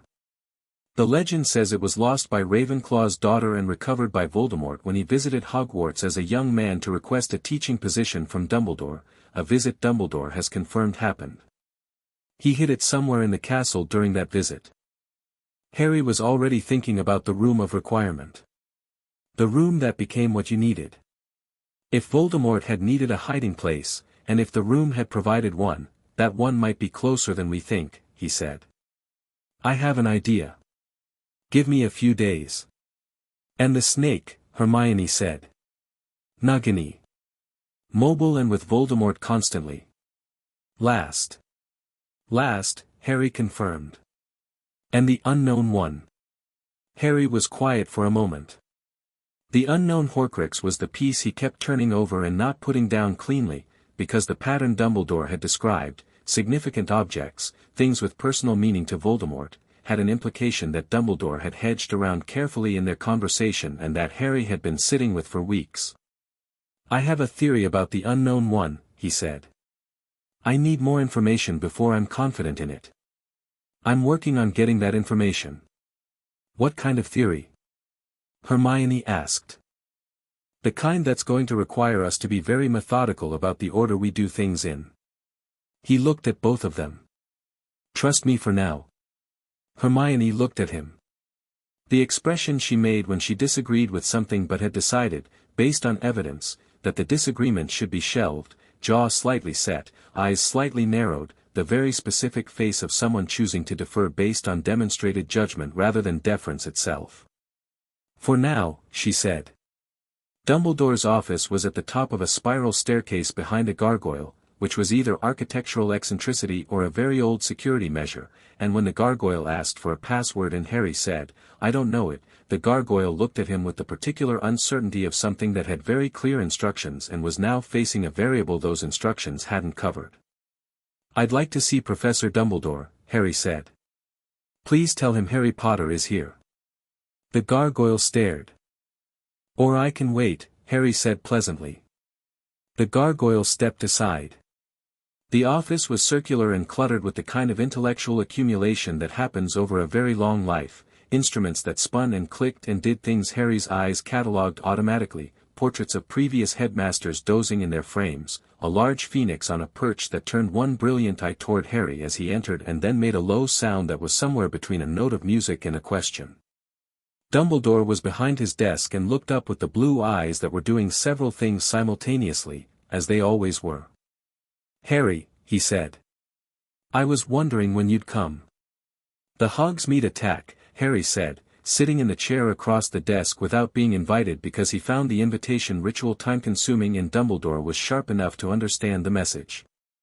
What do you know that the prophet isn't reporting? Dumbledore looked at him for a moment, and then put down his quill and laced his fingers together and told him. 3 killed, 2 more critically injured. Dark mark cast deliberately, not the functional casting of someone completing an objective but a message, a deliberate display of capability and impunity. The Ministry's response had been to contain the story and deny the pattern, which Voldemort had almost certainly anticipated and factored into the decision to be loud about it. He's testing the denial, Harry said. Seeing how long it holds. He wants the Ministry in denial as long as possible because the longer it holds, the more embedded his people can get. Yes, Dumbledore said. And when the denial breaks? He'll be ready to move very quickly. How quickly? Dumbledore was quiet for a moment. He has significant resources and significant numbers now. If the Ministry's denial structure collapsed tomorrow, I believe he could control the building within weeks. Harry thought about the 6-month projection he'd shared with Ron and Hermione. Tighter than he'd hoped. The Horcruxes, he said. Yes. I need access to Grimmauld Place. Dumbledore looked at him steadily. The real locket may be there, Harry said. Or may have been there. We need to go through the house. He paused. I'll be discreet about the Order's operational information. I'm not interested in your organizational infrastructure, I just need the house. You've identified RAB, Dumbledore said. Regulus Black. Yes. Harry held the headmaster's gaze. You'd identified it too. I had a strong suspicion. I hadn't yet had an opportunity to search the house without disturbing certain operational arrangements. I can search it without disturbing anything, Harry said. Give me access. Dumbledore looked at him for a long moment with those blue eyes that were calculating and warm simultaneously, the combination that Harry found genuinely interesting because it was real. The warmth was not performance, and the calculation was not cynical. The man actually contained both things in genuine form, which made him more complicated than a simple manipulator and required a more nuanced response. There's something I'd like to show you first, Dumbledore said. He opened a drawer and produced a shallow stone basin etched around the rim with runes. He set it on the desk between them and touched his wand to it, and silver light swirled in the basin's depth. A memory. Tom Riddle's, extracted with significant effort and some cost. I'd like you to see it. Harry looked at the pensieve. He'd read about them. He looked at Dumbledore. You're showing me this because you want to shape how I think about him. I'm showing you this because the more you understand Tom Riddle, the better equipped you are. Dumbledore met his eyes. I'm not going to pretend I don't have reasons beyond pure information sharing. But the information itself is genuine. Harry appreciated that. It was the clearest honest statement Dumbledore had made directly to him. He leaned forward and put his face to the pensieve. The memory was of a boy, 16 or 17, dark-haired and striking, with eyes that were cold in the way a deep body of water was cold, the cold of something with a great deal of depth and no warmth at its bottom. He was in a room with an elderly man who was clearly wealthy and clearly afraid of him while performing enthusiastic affection, and he was listening to the man talk about two objects that had once belonged to Helga Hufflepuff and Rowena Ravenclaw with an attention so total and so carefully masked that anyone watching would only have seen polite interest. Harry watched Tom Riddle's face.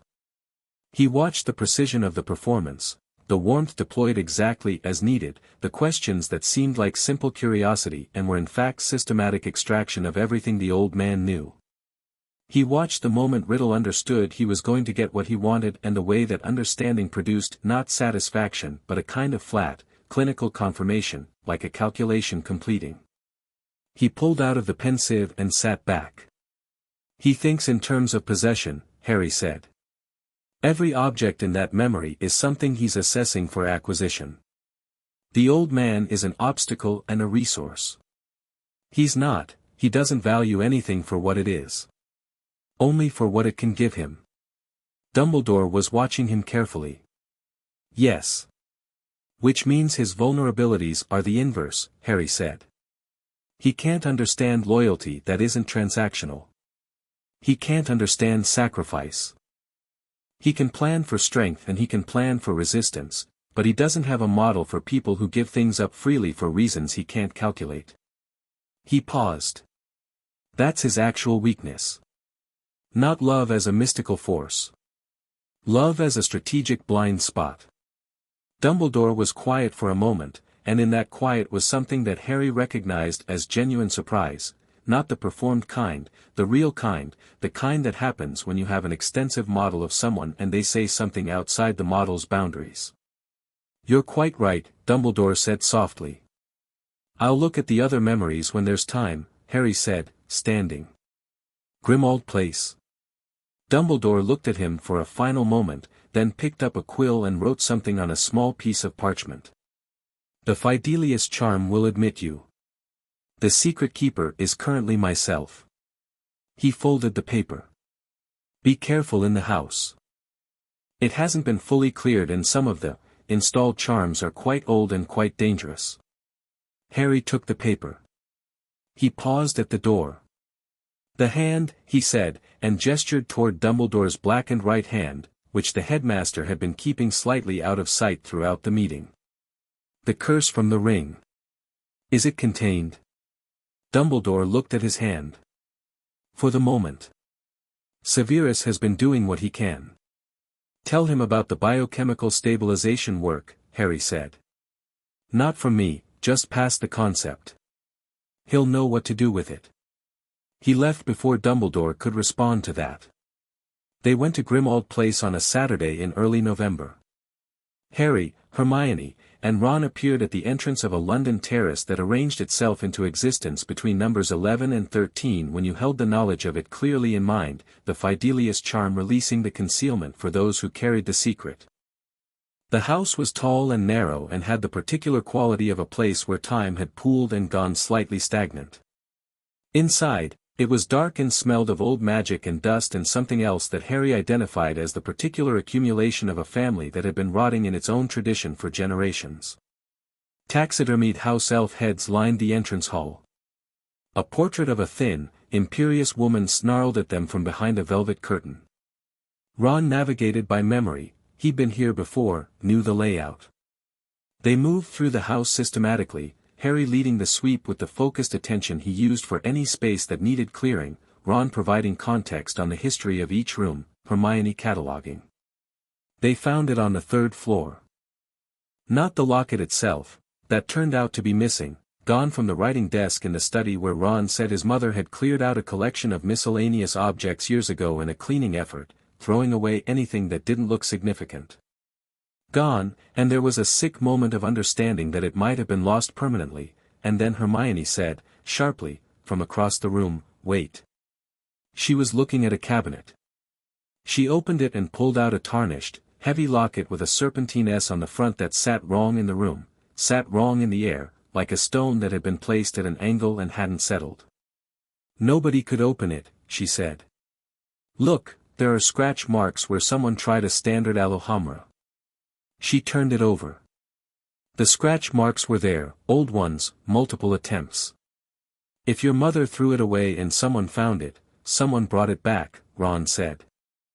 He was looking at the locket with the expression of someone whose skin was registering something wrong before his brain had caught up. Mundungus Fletcher. He's been taking things from the house. Mum's been furious about it for months. But if he found it in whatever pile she threw out and brought it back because it looked valuable, Harry held out his hand. Hermione gave him the locket carefully. He felt at the moment it touched his palm, a pulse, deep and wrong, like a heartbeat that wasn't his, a fragment of malevolent will that pushed against his own awareness like something pressing against the wrong side of a window.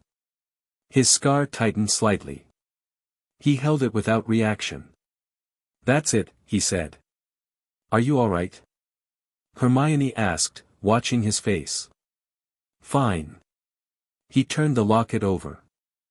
The Horcrux inside it pushed and twisted, and he pressed back against it with the same focused calm he used for everything, not resisting emotionally, just holding his own center steady the way Slade had spent 3 years drilling into the base of everything he did. The locket went still in his hand. We need something to destroy it. Basilisk venom, Hermione said immediately. Or fiend fire. They're the only things that can destroy a Horcrux, a magical object powerful enough to damage the soul piece within. Where do we get basilisk venom? Hermione looked at him steadily. The Chamber of Secrets. There's a dead basilisk there, killed years ago. The fangs would still carry the venom. You know where the chamber is?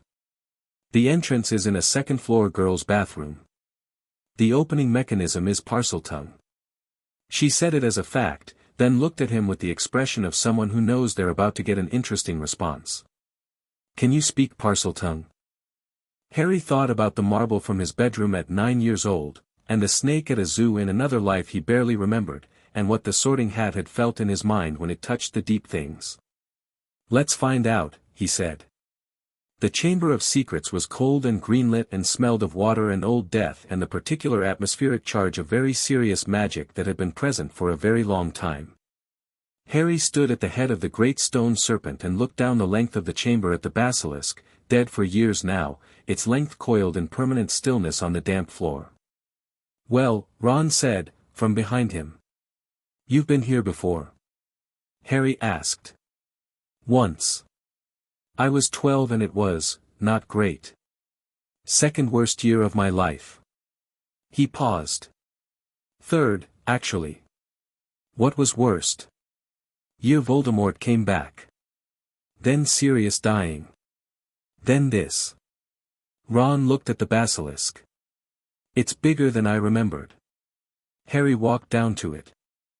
The basilisk was enormous, 60 feet at minimum, maybe more, its scales still intact after years of decay, the venom still present in the fangs of a creature whose magical biology kept the active compounds stable indefinitely. Harry pulled his wand and worked a careful extraction, channeling the venom into a flask Hermione had produced from her bag. He held the flask up. Dark, slightly luminous, the color of deep sea water at the edge of light. He put the locket on the stone floor of the chamber and unstoppered the flask and looked at the locket for a moment. The malevolent pulse was still there, less contained now, pushing at the edge of his awareness with increased urgency. Whatever fragment of Voldemort's soul was inside it had recognized what was coming. He poured 3 drops of venom on the locket's clasp. The locket screamed. There was no other word for it, a sound that wasn't entirely audible, more felt, a vibration in the bone that carried something that was the distillation of rage and fear and the desperate animal will of something that did not want to cease. The locket cracked. Dark smoke poured from the split, and inside the smoke something moved, thrashed, pressed, and Harry watched it with the same steady attention he'd brought to every difficult thing since he was 10 years old, and it found nothing to grip in him, no fear or anger or desire that it could catch, and after a moment that felt much longer than it was, it collapsed inward and was gone. The crack ran across the locket's face and the S fell silent and the wrongness in the air dissolved. Ron let out a breath. 3 down, he said. 4 to go, Harry said, and pocketed the destroyed locket. He looked at the chamber around him, the scale of it, the age of it, the legacy of Salazar Slytherin's paranoia and prejudice built into the school's architecture itself. A man so afraid of change that he built a monster into the foundation. Slytherin was afraid, Harry said, half to himself. Hermione looked at him. Of what? Of people being different from him. He looked up at the carved stone serpent face above the tunnel. Every really destructive person I've ever studied was afraid of something they couldn't control. They built systems to control it. When the systems failed, they escalated. He turned away from the serpent. Voldemort is the same. The Horcruxes are a fear response. He's terrified of dying, so he keeps fracturing himself. He started walking back toward the tunnel. The more afraid someone is, the more dangerous they are. But also the more predictable. Fear has patterns. You're not afraid of him at all, Hermione said. She said it as an observation, not a judgment. I don't need to be afraid of him, Harry said. I just need to understand him. Slade arrived on a Thursday evening in November, which Harry had not been expecting. He appeared at the Hogwarts gates at dusk. The wards registered an arrival and McGonagall sent a 4th year to tell Harry there was a visitor, which Harry absorbed without expression and went to the gates alone, which both McGonagall and the 4th year found interesting enough to mention to each other afterward. Slade was standing at the gate in a long dark coat, looking at the castle the way he looked at all significant locations, with the focused, systematic assessment of someone building a tactical map. He turned when Harry came down the path and the two of them looked at each other for a moment with the particular quality of people who have spent 10 years in close proximity and don't require formality. You look well, Slade said. You look like you've been working, Harry said. Slade had the quality he had after a contract, something in the posture, a slight recalibration towards stillness. Finished a job in Vienna last week. He looked at Harry for a moment. 3 Horcruxes. Word travels. I still have sources in certain communities. Slade's expression was neutral in the way it was neutral when it was covering something. The activity you've been generating has been noticed. The Hogsmeade attack, the Ministry's response pattern, people are watching the wider situation. People with interests. People with contracts, Slade said. Someone is putting money on the table for intelligence on Harry Potter's current capabilities. Not through any channel I'd attribute directly to Voldemort, too sophisticated for his operational style. Could be ministry. Could be a third party. Harry filed it. Anyone you'd name? Not yet. I'll tell you when I know. Slade looked at him steadily. Are you safe in there? Harry looked at him. Yes. You're not just saying that. When have I ever just said things to make you feel better? Slade considered. Never, he admitted. Fair. They stood at the gate in the November dark, the castle lit behind Harry and the grounds falling away to the lake on one side, and Slade studied him the way he'd always studied him, assessing, categorizing, building a current picture from the evidence in front of him. Harry let him do it, because it was one of the few examinations he'd never minded. What are you thinking? Slade asked. About the Horcrux hunt. About the room of requirement. I think the diadem is in there and I think I know how to access the hiding place. Harry paused. About Snape.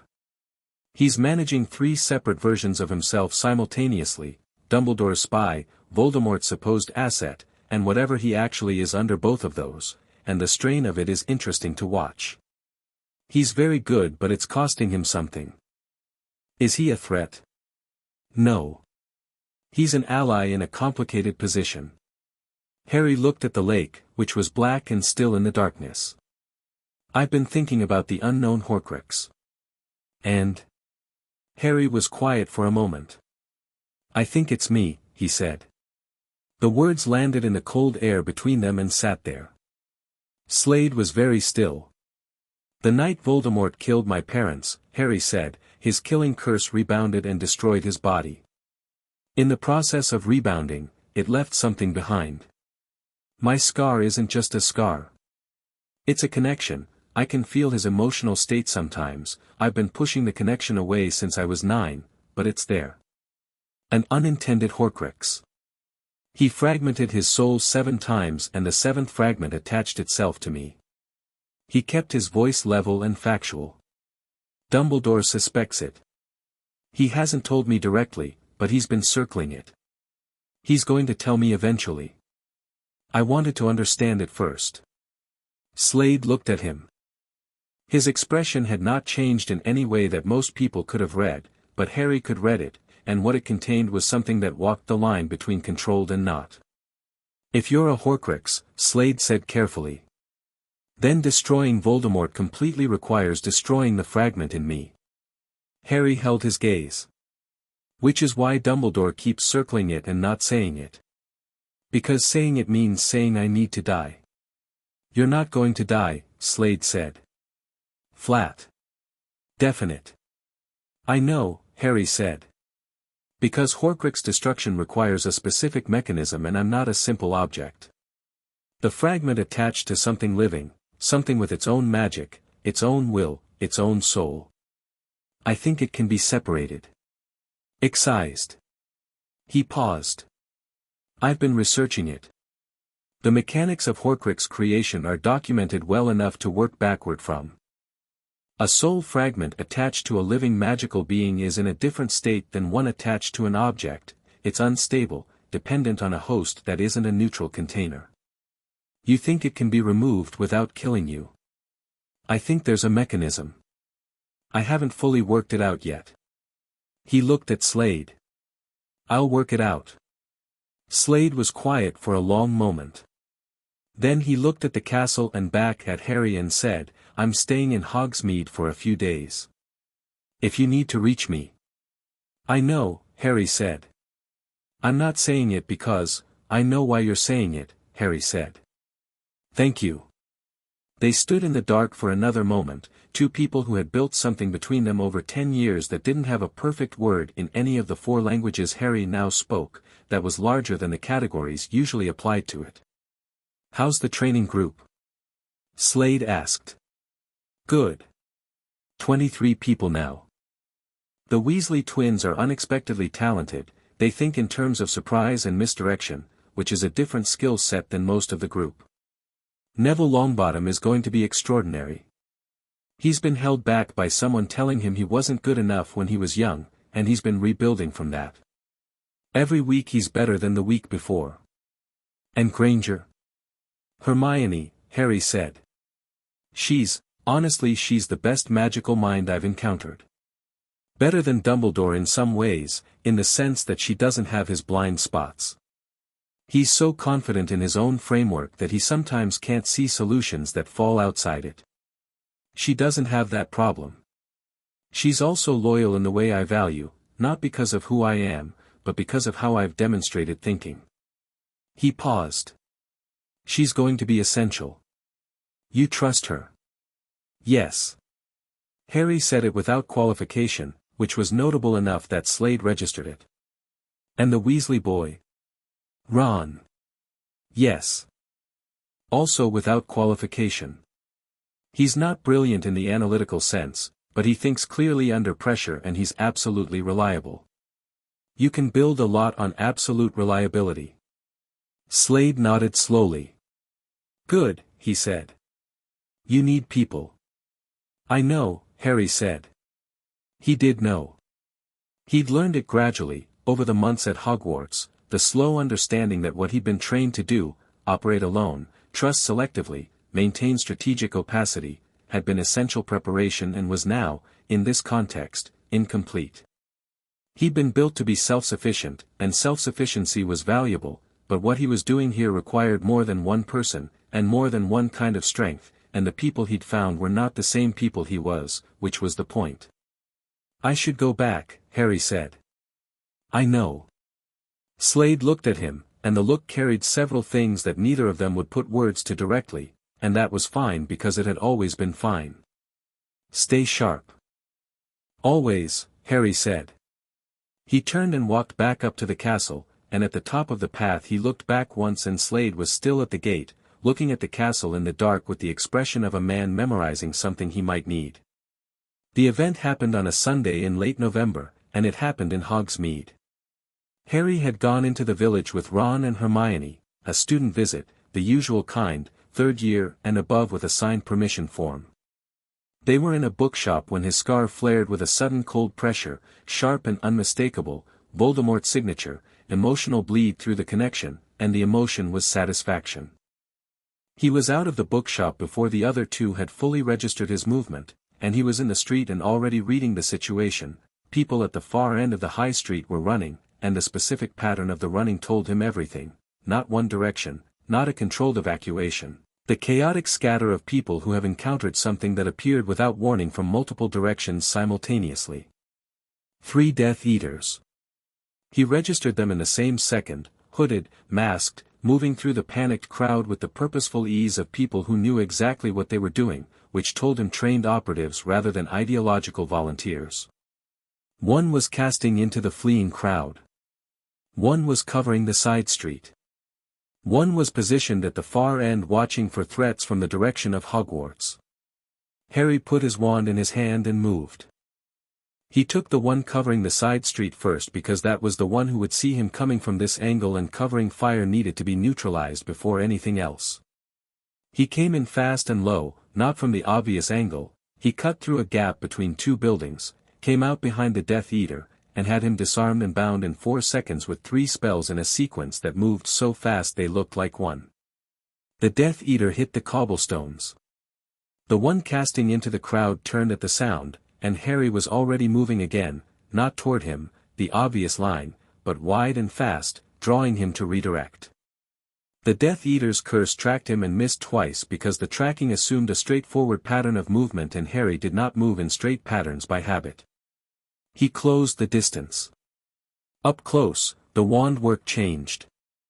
Harry's training merged the magical and physical in a way that most wizards never thought to develop, the wand in his right hand and his left hand free, the combination of disarming and a physical block executed as a single motion, using the Death Eater's own redirected momentum to bring him down hard to the cobblestones.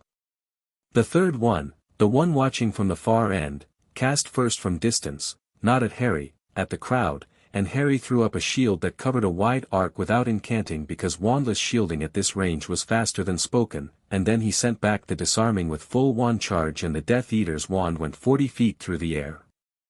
The whole sequence had taken under 30 seconds. He bound the three of them with conjured restraints and stood in the middle of the Hogsmeade Street in the sudden quiet. Students who had been running or hiding were still.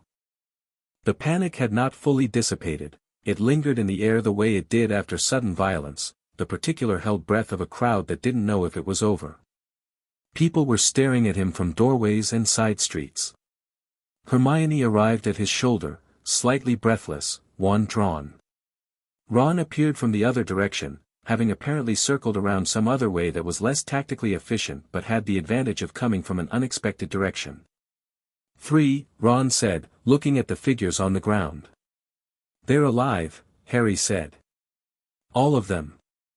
I want them questioned before the Ministry gets them."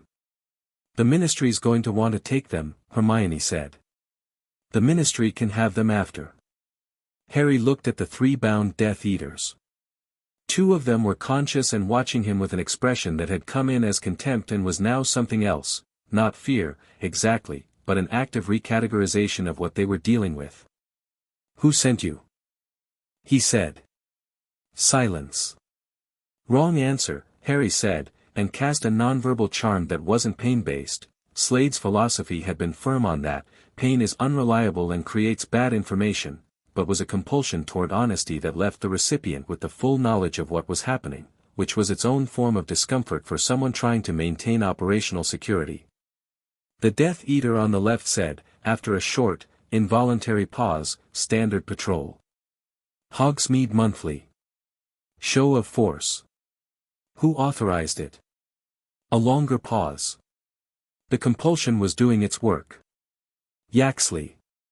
Through the Dark Lord's command structure. How many more operations this month? Another pause. 2. The Ministry. And, the Death Eater's jaw worked against the compulsion and then gave up. Hogwarts. Harry looked at Hermione. Her expression had gone very still. "When?" Harry asked. "February. Planned for February. End of term." Harry straightened up. He looked at the three bound figures on the Hogsmeade Street, at the frightened faces watching from doorways, at the smoke still drifting from one hexed shopfront, at the village that had been meant to feel safe. "Tell Yaxley," Harry said, to all three of them, clearly enough that the watchers in the doorways could hear it too, that Harry Potter was here today. "And that this is what it looks like when I'm not expecting trouble." He paused. "Tell him to think carefully about February." He turned and walked back up the street toward Hogwarts, Hermione and Ron falling into step beside him. Behind them, somewhere, people were making noise, shock and relief and the particular sound of a crowd finding its voice after the immediate threat was gone. "You just made yourself a target," Hermione said. "I was already a target," Harry said. "Now I've given them useful information about what targeting me looks like." Ron looked at him sideways. "What information?" "That I'm faster and more capable than they expected." He kept walking, the castle visible on the hill above the village. "Which means they have to decide whether to escalate or reconsider. Escalation accelerates their timeline and brings the confrontation on our terms. We know it's coming, we know roughly when, we have 2 months to prepare the castle." "And if they reconsider?" Hermione asked. "They won't," Harry said. "But I'd like them to spend time thinking about it anyway. Hesitation is useful." By the time they reached the castle gates, the story was already moving through the student population ahead of them, the particular speed of information in a place where people were scared and looking for something to believe in. Harry heard his name in the halls before he'd crossed the entrance. He heard it in the Great Hall at dinner, the rise and fall of it, and he sat down at the Gryffindor table and ate his meal and talked about Hermione's NEWT preparation schedule with her and argued good-naturedly with Ron about the Chudley Cannon's defensive formation, and let the story go where it went without managing it. He didn't need to manage it. The story was true. That was the whole point. Chapter 5, The Dark Mark. Rising February came in cold and grey, the way Scottish Februaries always did, with a quality of determination that felt personal. The grounds of Hogwarts were frost-hardened every morning, and the lake had gone a particular shade of pewter that matched the sky, and the castle itself seemed to be holding its breath. Harry had been counting down since November. Not outwardly. Outwardly he'd been running Friday sessions in the room of requirement, attending classes, working through the diadem problem, maintaining his careful intelligence exchange with Dumbledore, developing the Horcrux research. Life at Hogwarts had its own rhythm, and he'd settled into it without surrendering to it, the way you settle into a current without letting it determine your direction. But underneath all of it, the countdown had been running. He'd spent the 2 months preparing the castle the way Slade had taught him to prepare any fixed position that was going to become a contested ground, quietly, systematically, without announcing the preparations to anyone who didn't need to know. He walked the perimeter 3 times a week at varying hours. He mapped the weak points in the castle's ward structure, which was old and layered and genuinely impressive but had gaps that centuries of institutional complacency had allowed to develop. He studied Hogwarts, a history with the same attention he'd given to every terrain analysis he'd ever done, extracting every structural detail Hermione could provide beyond what the book offered. He did this alone, mostly. What he shared with the Friday group was defensive spell work, emergency protocols, evacuation routes. He drilled them on shield combinations and nonverbal casting and the specific kind of calm under pressure that was different from fearlessness. It was trained, it was practiced, it was a skill, not an attitude. Neville had become his second in that room without either of them making the appointment formally. Harry simply noticed that Neville always positioned himself to watch the group's overall form and quietly corrected the people around him with a confidence that had been building steady as a tide since October. The room itself had settled into its best version of a training ground, stone floors worn smooth by months of use, the kind of space that felt owned rather than borrowed. The 23 had become 31, and then 38, and Harry had stopped turning people away after the Hogsmeade incident because the calculation had shifted. Quantity of defenders was now relevant. Hermione had found the diadem in the 3rd week of December. She'd been the one to identify the room of requirement's second function, that the same space could be accessed in a different state if you needed somewhere to hide something rather than somewhere to practice something. 2 doors in the same magical corridor, one conjured by need and one conjured by the desire for concealment, and the hiding place version was enormous, a cathedral of lost things accumulated across Hogwarts' entire history, objects piled in towers and arranged in drifts and balanced in configurations that only centuries of unconscious accumulation could produce. They'd found the diadem on a stone bust wearing a tiara with the studied casualness of an object trying not to be noticed. Harry had looked at it for a long moment before touching it. The Horcrux pulse was there, the same wrongness as the locket, the same not quite alive pressure of a fragmented consciousness that had no business being in an object but was there anyway, pushing against the boundaries of what it had been anchored to. He'd taken it carefully, brought it back to a private space he'd secured on the 5th floor, and destroyed it with the flask of basilisk venom that still had 2/3 of its volume. 4 down. 2 remaining, the cup, somewhere in the Lestrange vault at Gringotts, and Nagini, with Voldemort. And the question he still hadn't fully resolved. Himself. He'd been working on it. The research had taken him through pre-statute texts that barely existed in any catalogue, through Dumbledore's pensive memories in late-night sessions that the headmaster had begun making available with an openness that Harry recognized as its own kind of confession, Dumbledore sharing more than was strictly necessary because sharing was, at this point, the most honest thing he could do. Harry had gone through 12 memories, built a complete portrait of Tom Riddle from childhood to full transformation, and extracted from the portrait a series of observations about Horcrux mechanics that the existing literature didn't contain. The soul fragment in him was different. He'd been certain of that from the start, and the research was confirming it in detail. A Horcrux worked by anchoring a soul piece to an object with no innate magical resistance. A cup, a ring, a locket were passive containers. A living being with their own magic, their own magical signature, their own soul was not a passive container. The fragment in him was in a state of ongoing conflict with his own magical nature, which was why his scar reacted, why the connection existed, why pushing back against it with focused will had always been possible.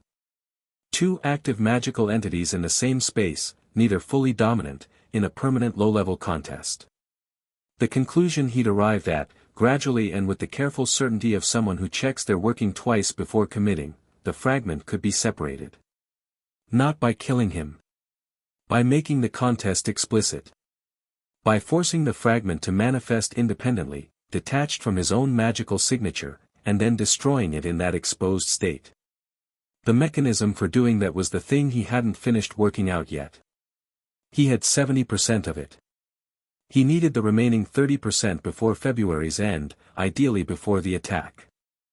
He was still working on it when the wards broke. It was 11:40 on a Tuesday night, the 14th of February, and Harry was on the 7th floor because he'd been in the room of requirement working through the soul separation problem with a set of theoretical texts arranged around him on the floor. He'd been there for 3 hours, alone, and he felt the wards break the moment it happened. Not heard, felt. The castle's magical structure had a particular quality that he'd been calibrating himself to for months, an atmospheric pressure that ran through Hogwarts the way blood pressure runs through a body, and when the outer perimeter ward on the north side gave way it was like a tooth cracking, a specific, localized wrong in the larger fabric. He was on his feet and moving before the thought was fully formed. He sent the message to Hermione through the coin she'd made in October, a modification of a communication charm she'd designed herself, both their coins warming when activated. His message was 2 taps, which they'd established meant now, north side, it's real. He was in the corridor and running for the staircase before the coin had finished warming in his pocket. He had a map of the north side penetration points memorized and he was running calculations as he moved, where they'd come in, what the logical objective was, how many they were likely to bring for an operation this size. The Death Eater from November had said February, end of term, which meant they'd planned this for a specific window. End of term meant students in the castle, maximum disruption potential, maximum symbolic impact. He was on the 2nd floor landing when the first explosion hit. It came from the direction of the entrance hall, a concussive blast that shook the castle's foundations and sent stone dust down from the ceiling in a soft gray fall. Then a second, closer. Then the sound of the entrance doors taking impact, and then they were in. Harry came off the staircase into the entrance hall at a dead run and registered the situation in the first second, 7 Death Eaters through the main doors, more coming through a breach in the east wall that had taken out a section of the entrance hall's stone, and leading them, at the front, in the way someone leads when they're the most dangerous person in the room and know it, was Bellatrix Lestrange. She looked like everything Harry had read about her, dark, wild-haired, the particular quality of someone whose intelligence had been warped by ideology into something that only functioned within a very specific frame. She moved through the entrance hall with the loose, predatory ease of someone for whom violence was genuinely comfortable, and she was laughing, which was either a performance or authenticity, and from the texture of it Harry placed it as authenticity. She saw him across the hall. "Harry Potter," she said, in the particular voice that made the name sound like a punchline to a private joke. "We've heard so much about you, little boy." Harry assessed the room in the same second. 7 plus Bellatrix through the main entrance. 3 more coming through the east breach. 2 hanging back at the door, watchers, coverage, confirming the approach route stayed clear. Total 11 visible. He raised his wand. 11 is a lot for a school visit, he said. Someone's nervous. Bellatrix's smile changed character. Nervous, she repeated. That's sweet. She tilted her head with the birdlike, rapid movement he'd read about, the quality of someone who'd spent time in Azkaban and lost some of the connective tissue that normally held a person's movements together. I was told you were interesting. The Dark Lord said you'd become something. I wanted to see for myself. And I've seen boys with a talent for magic before. She took 2 steps toward him, and the Death Eaters spread with her, a practiced formation. It never ends differently. Harry moved. He didn't wait for her to finish the sentence, because the sentence was a setup for her first cast and he'd already identified the trajectory from her wand angle and was not going to be there when it arrived. He cut hard to the right, letting the curse shear past him close enough to feel the air disturbed by it, and came back inward toward the formation's left flank rather than its center, the flank was where the formation was structurally weakest, the point where two Death Eaters had to coordinate rather than act independently. He hit the left flank Death Eater with a stunner at range, full charge, and the man went down hard. The one next to him turned to cover and Harry was already past him, inside his casting range, and took him apart with a combination that Slade had drilled into him at 13, control the distance, strip the weapon, neutralize the threat, 3 movements that flowed as one. 2 down in the first 7 seconds. Bellatrix cast at him from across the room, 3 rapid-fire curses, powerful and precise, because she was genuinely skilled, which Harry had never doubted, and he moved through them with the rolling misdirection that confused tracking spells, letting them impact the stone pillars behind him rather than trying to block them all outright. A 4th curse he did shield, because its trajectory was unavoidable, a dark red bolt that hit his shield with enough force to rock him back a half step, and that information told him something useful about the difference between her casual casting and her committed casting. He'd felt her at about 60% on the first 3. This was closer to 80. Good. He wanted to know where her ceiling was. The East Breach Death Eaters were coming into the hall now and Hermione arrived through the staircase door with Ron and Neville right behind her, and then the Friday group started appearing from multiple entry points as the emergency protocol distributed them to their assigned positions. Harry had given the group specific roles for a castle breach, not as a lecture, as a training exercise he'd run 4 times, and they were executing it now with the difference that made all those hours in the room of requirement matter. Seamus took the corridor to the right with 4 others, covering the approach from the East Breach. The Weasley twins materialized from somewhere that didn't have an obvious origin point. Fred appeared on a landing above and George emerged from behind a tapestry, and they hit the East Breach Death Eaters with a simultaneous stunner combination that put 2 of them down before those 2 had finished registering where the attack was coming from. Harry registered all of this in his peripheral while keeping Bellatrix as his primary. She was watching the room with an expression that had shifted from comfortable predator to something recalculating. She'd come expecting panic, maybe some faculty resistance, frightened students. What she was watching was a coordinated defense executing in real time with minimal confusion. "What is this?" she said. Not to Harry specifically, just to the air. "Defense," Harry said, and came at her. She met him with a shield and a counter-curse simultaneously, which was technically impressive and Harry took note of it. Most people could do one or the other, she was doing both with the ease of someone for whom it was second nature. He pushed through the shield with a wandless percussive that he'd been developing since September, not in the standard spell vocabulary, more of a focused kinetic application that he'd built by combining wandless telekinesis with impact physics, and her shield cracked under it. Bellatrix's eyes widened slightly. "There," Harry said. "Now I know what surprises you." She screamed something in Latin, an old curse, pre-statute, the kind that didn't appear in the standard curriculum and that Harry had found in a text from the restricted section. He knew its mechanics from the description, which meant he knew its weakness, which was that the curse required a direct path and didn't bend around obstacles. He put a stone pillar between himself and the curse. The pillar took the impact and cracked down the middle. Harry came around the other side with a binding curse and a simultaneous physical low sweep that took her legs out before the magical restraint had fully formed, combining the physical with the magical in the way that nobody in this world seemed to train for, which meant nobody in this world had any framework for defending against it. Bellatrix hit the floor hard.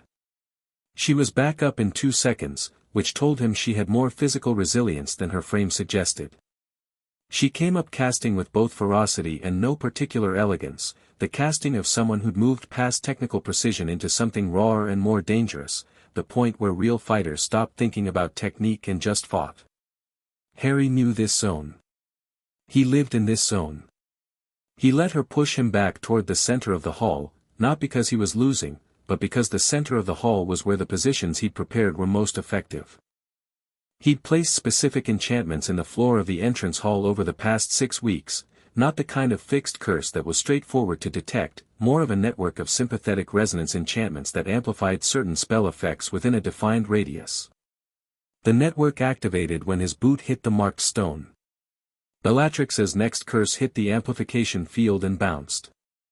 Not literally bounced, the resonance network redirected a percentage of the incoming magical energy back along the trajectory of origin, not enough to kill, enough to create a feedback that disrupted her casting for 2 seconds. 2 seconds was more than enough. Harry hit her with a full-charge stunner from 12 feet away, no misdirection, no complexity, just maximum force delivered with every bit of precision he had. It connected clean. Bellatrix Lestrange went across the entrance hall and hit the far wall and stayed there. The hall had gone mostly quiet. Harry turned to take the full picture, 3 Death Eaters still standing, 2 being held at one point by Seamus and the group covering the east approach, 1 being physically restrained by Ron, who had the size to make physical restraint a viable option and the good sense to use it. The twins had moved to seal the east breach with a conjured wall of stone that was structurally confident if aesthetically rough. The 2 door watchers had gone. Flight. Harry filed that, they'd report back. Neville was standing near the east wall, his wand down and smoking slightly at the tip, with 2 unconscious Death Eaters at his feet that he had apparently put there entirely on his own. He looked at Harry across the hall and there was something in his face that was not triumph. Neville didn't do triumph, but was the look of a person who has just found out something definitive about themselves. Harry gave him a single nod. Then the main doors blew open.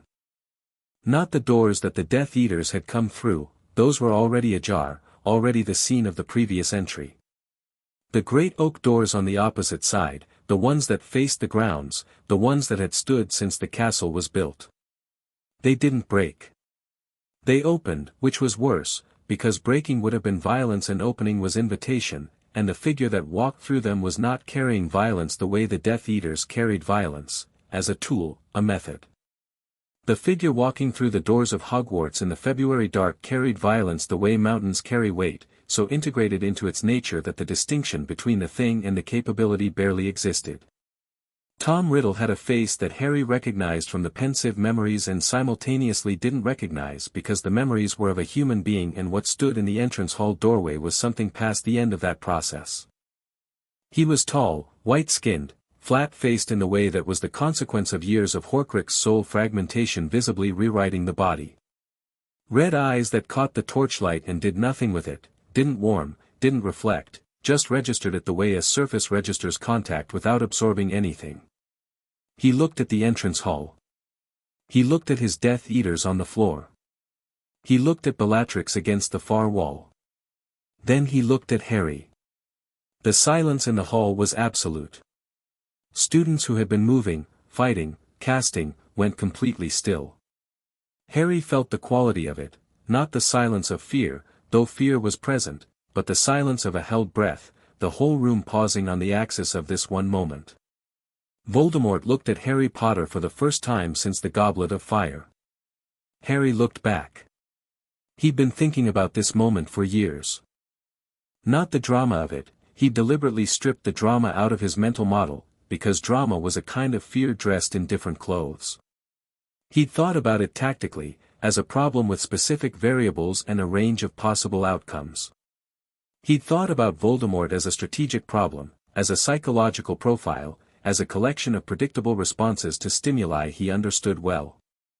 Standing across an entrance hall looking at the actual person, Harry experienced something that he analyzed in real time the way he analyzed everything, not fear.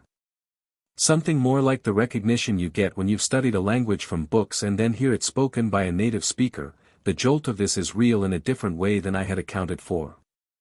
He made a note of it and held his ground. Voldemort spoke, and his voice had a quality that Harry had no comparison for, not loud, not particularly deep, but it moved through the room the way cold moved through a room, displacing the existing temperature without effort. I expected something, he said. Rumor has a way of inflating things. Does it? Harry said. My people reported, something unusual. Voldemort looked at Bellatrix against the wall, and something moved across his face that was clinical rather than emotional, not grief or anger, more of an operational assessment of a piece that had performed below projection. They were apparently correct. Your people tend to encounter me after the outcome is already settled, Harry said. They're working from incomplete data. Voldemort looked at him. There was something in the red eyes that was, not surprise. Tom Riddle did not perform the human emotions in any way that could be easily read, but attention. Real attention, recalibrating, in the way that Dumbledore's attention had recalibrated in the leaky cauldron. The quality of a very intelligent mind encountering something it hadn't fully modeled. "You're not afraid," Voldemort said, and the observation had the quality of something being filed rather than stated. "No," Harry said. "Most people find that difficult. In my presence." "Fear is a response to an unknown threat," Harry said. "I've been studying you since I was 9 years old. You're not unknown to me." He kept his voice clean and even. "I know how you think. I know what you value. I know what frightens you." The quality of the silence changed. Voldemort took 2 steps into the hall. The Death Eaters who were still standing moved automatically, subtle, the unconscious reorganization of a group around its leader. Harry didn't move. "What frightens me," Voldemort repeated, and the clinical quality of his voice had something underneath it now, something that was not quite amusement and not quite anger. "Death," Harry said. "That's all of it, really. Every choice you've made for the last 50 years is a choice made by someone who is terrified of dying. The Horcruxes are a fear response. The ideology, the blood purity, the hierarchy, it's a system built to make the thing you're afraid of someone else's problem. If you can make death something that happens to lesser beings, to people below you, then you can pretend it doesn't apply." Voldemort stopped. The hall was so quiet Harry could hear the frost on the windows. "You've been talking to Dumbledore," Voldemort said. "I've been thinking," Harry said. Dumbledore confirmed some of it.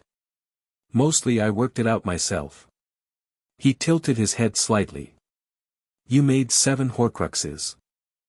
7 times you fragmented your soul, tore pieces of yourself apart, because the alternative was accepting that you're mortal. That's not power. That's the most desperate thing a person can do." Something happened in Voldemort's face. It was not the flash anger of a person who can't control their response, it was more like a landscape feature shifting, a tectonic movement deep enough that the surface showed it without the surface being the thing moving. He was not used to being addressed this way. Harry understood that clearly. The people around Tom Riddle either feared him or worshipped him, and both groups spoke to him accordingly. Harry was doing neither. "You're trying to provoke me," Voldemort said. "I'm being honest with you," Harry said. "Probably for the first time anyone has in decades." He paused. "I'm also stalling, because Dumbledore should be here in about 40 seconds and I'm interested in the conversation but I'd prefer better odds for the next part." Voldemort looked at him. For a moment, 1 second, maybe 2, something moved through the red eyes that Harry had no clean category for. It was the thing you felt sometimes at the edge of very deep cold water, the awareness of depth, of something that went further down than light reached. Then he cast. The curse was green and fast and it was the killing curse, cast with the full power of one of the most powerful wizards alive, and it was cast at Harry from 30 feet away in an entrance hall with no cover between them. Harry stepped. Not stepped aside, the trajectory was too tight for that at this distance. He stepped into it, inside the casting angle, and the curse passed the left side of his body close enough that his shirt scorched, and he was already past it and inside Voldemort's guard, which nobody in the history of this man's violence had ever reached, and he put his wand into contact range and cast a point-blank stunner with the complete reserve of everything he had. The impact was enormous. Voldemort took it and didn't go down, that much Harry had calculated for. An immortal with multiple Horcrux anchors couldn't be simply stunned into defeat, but the impact forced him back 3 full steps, and in that 3-step window Harry planted a binding curse of the most complex type in the curriculum, the full-body restraint that required precise wand work and absolute commitment of magical will to make stick. It stuck. For approximately 4 seconds. Then Voldemort broke it, tore through the magical restraint with the brute force of a will that had been sharpening itself against every obstacle for 60 years, and he came out of the break with a fury that was the first fully human emotion Harry had seen in him, and the fury clarified the red eyes into something that was actually readable. He was afraid. Not of dying, not yet, not here. He was afraid of what Harry represented. A new variable. Something outside the model. Harry had his next cast half-formed when Dumbledore arrived. He came through the great oak doors in a manner that managed to be both unhurried and entirely dominating, silver blue magic running off him like an aura, his blackened hand behind his back, his wand raised with the certainty of someone for whom this was not a new confrontation. The entrance hall lit up with the particular quality of his magic, which was old and vast and moved differently from anyone else's Harry had encountered, less like weather and more like geology, slow and fundamental. Tom, Dumbledore said, as if this were a faculty meeting running slightly over time. Voldemort looked at Dumbledore. Then he looked at Harry. The calculation in his eyes was doing several things at once, and Harry watched it and understood, he was computing exit. Not defeat. Tom Riddle didn't have the framework for defeat, only for tactical withdrawal pending superior conditions. This isn't finished, Voldemort said, and he meant it for Harry, not for Dumbledore. No, Harry agreed. It isn't. The magic in the hall surged as Voldemort moved, not toward them but through them, the dissolution of physical presence into something else, the particular quality of a wizard of that power making a choice about where he existed. He was gone in a cold compression of air. The entrance hall was left with 11 unconscious or bound Death Eaters, a student defense group, 2 headmasters worth of shaken faculty now appearing from various doors, a cracked stone pillar, a conjured stone wall over the east breach that was structurally sound but aesthetically aggressive, and the fading temperature of very serious magic. Dumbledore stood in the center of it and turned to Harry with blue eyes that were doing their multi-layered calculation and something underneath the calculation that Harry read, after a moment, as relief. "Are you hurt?" Dumbledore asked. "No." Harry looked at his shirt, which had a scorched stripe along the left side. "Close. Rather closer than I'd have preferred," Dumbledore said. "I had it calculated." Dumbledore looked at him for a long moment. "Yes," he said, slowly. "I believe you did." Hermione arrived at Harry's shoulder, her wand down, her face the particular white of someone who had been operating under adrenaline for 10 minutes and was now feeling the come down. She looked at the scorched shirt and then at his face and then, very pointedly, did not say what she was obviously thinking. "Later," Harry said. "Absolutely later," she said. Ron appeared on his other side. He was slightly disheveled and had plaster dust in his hair from the east wall breach and was looking at the hall with the expression of someone taking stock. "Everyone's all right," he said. Group had 2 students with minor hex burns. Seamus took a knockback jinx to the shoulder, nothing serious. "Good," Harry said. "Bellatrix?" Ron asked, nodding at the wall where she was still slumped. "Alive." "Stunner." Harry looked across the hall. "She goes to the Ministry under Order Escort." "Not Umbridge's Ministry people, Order Escort directly to Azkaban." "The Ministry is going to want to, tell Dumbledore to manage the Ministry." Harry turned to look at the headmaster, who had been listening to this exchange with the expression of someone resorting a taxonomy they'd been using for years. "The Ministry can have the rest. Bellatrix Lestrange goes to Azkaban tonight under terms the Order controls." "That's the condition." Dumbledore looked at him. "That's a rather firm condition." "She killed Sirius Black," Ron said, very quietly, and something in his voice indicated this was a fact he'd been carrying for a long time. Dumbledore was quiet for a moment. Then, agreed. Harry looked around the entrance hall one more time. At the students who had fought. At Neville, who was sitting on the bottom step of the great staircase with his elbows on his knees and his wand between both hands, looking at the floor with the focused internal processing of someone replaying the last 10 minutes to understand what they mean about who they are. Harry walked over and sat down beside him on the step. Neville looked up. "2, Harry said. "What?" "2 Death Eaters. By yourself." Neville looked at the floor again. "I was angry," he said. "Good. I was always told anger got in the way." "Anger is fuel," Harry said. What matters is what you do with it. You were angry and your casting was still precise. That's control. That's the difference between anger as a problem and anger as a resource.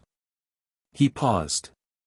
Your parents would be, don't, Neville said, quickly, and his jaw tightened. Harry stopped. Sorry, Neville said after a second. I know what you were going to say and I know you mean it and I'm not ready for it yet. Later. Maybe. Okay, Harry said. They sat on the step in the slowly settling entrance hall, the temperature normalizing, the faculty moving through the space, Dumbledore speaking in low tones to McGonagall who was simultaneously managing three things and looking like this was not outside her operational capacity. Luna Lovegood appeared from somewhere, which was slightly mysterious because she was a fourth year and the emergency protocol was supposed to have fifth years and above, and she sat on the step on Neville's other side and put her head on his shoulder with the simple directness of someone for whom human comfort was an obvious and natural response to human distress. Neville looked at her. Hi, she said. Hi, he said, and something in his face went slightly less rigid. Harry watched this for a second and then looked away to give them the moment. He went to see Dumbledore at midnight. Not urgently, everything that needed managing was being managed, the Death Eaters were in custody, the castle was being assessed for damage, Madame Pomfrey had seen the two students with hex burns and declared them fine. Harry went to the headmaster's office at midnight because the conversation they needed to have had been approaching for months and tonight had accelerated it past the point where either of them could postpone it. The office was lit when he came up the spiral staircase. Dumbledore was in his chair with a cup of tea, which suggested he'd been expecting the visit. The phoenix made its low questioning sound as Harry entered. Dumbledore gestured to the chair. Harry sat. He looked at the headmaster's blackened hand, which was worse than it had been in November. The curse was advancing despite Snape's work, and the additional magical exertion of tonight had not been kind to it. The hand, Harry said. It has its own timeline, Dumbledore said, with the particular equanimity of someone who has made their peace with a piece of information and finds discussing it neither comfortable nor devastating. We won't solve that tonight. No, Harry agreed. He looked at Dumbledore. Tell me. Dumbledore looked back at him. You've been circling it for months, Harry said. You had a way of framing the prophecy every time we discussed it that left a gap. A specific gap, always the same shape. Every time we discussed the Horcruxes you were precise about every one except the unknown. He held the headmaster's gaze. I've worked it out myself. I've been working on the solution for 2 months. But I want to hear you say it because you've been carrying it and you've been carrying it alone and that's not a fair weight. Something moved across Dumbledore's face that was old and quiet and genuine. He set down his tea. You're a Horcrux, he said. An unintended one. The night Voldemort killed your parents, his soul was already so fractured by multiple Horcrux creation that when his killing curse rebounded, the impact shattered another fragment loose. That fragment needed an anchor. You were there. You were a living magical being charged with your mother's sacrificial protection, which created an unusual magical signature that the fragment apparently found, hospitable. He paused. The fragment has been in you since you were 1 year old. And it has to be destroyed, Harry said. For Voldemort to be fully mortal, yes. A living piece of his soul in you means he cannot die permanently while you live, or rather, while that piece lives in you. Dumbledore's voice was very even. I had concluded that the most likely mechanism of destruction was for you to die, willingly, deliberately, as your mother died. Sacrificial magic, meeting the fragment without resistance, allowing the killing curse to take the Horcrux without taking you.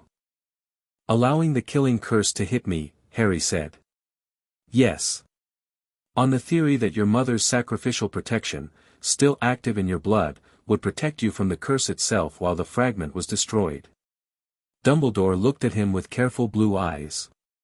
You've worked that part out too. Yes. Harry looked at the desk. It's not a terrible plan. The theory is sound. If I present myself to Voldemort without resisting, give him the killing curse without deflecting it, the fragment might be destroyed while my mother's protection shields me from the full effect. He paused. But there's a version that doesn't require gambling on 70-year-old sacrificial magic holding together under the most powerful curse cast by the wizard it was cast against. Dumbledore was very still. I've been working on active separation, Harry said. Forcing the fragment to manifest independently from my magical signature, into a detached state, and destroying it in that state with basilisk venom. He leaned forward. The fragment is in constant low-level conflict with my own magic. It's been in that conflict for 17 years. The conflict creates a resonance I can affect from my side. I can increase the intensity of the conflict deliberately, using focused magical will, until the fragment can't maintain attachment and has to detach. And then, Dumbledore said slowly. And then it's exposed. Unanchored. And we destroy it. That's, theoretically, possible, Dumbledore said carefully. But the process of forced attachment from a living magical host, Harry, the energy involved in that separation, if it goes wrong, I know, Harry said. I know the risks. I'm not saying I have it fully worked out yet. I'm saying I'm 30% away from having it worked out and I'm going to close that 30% before we need it. He held Dumbledore's gaze. I want you to know I'm not going to let you send me to die on the chance that my mother's protection still works.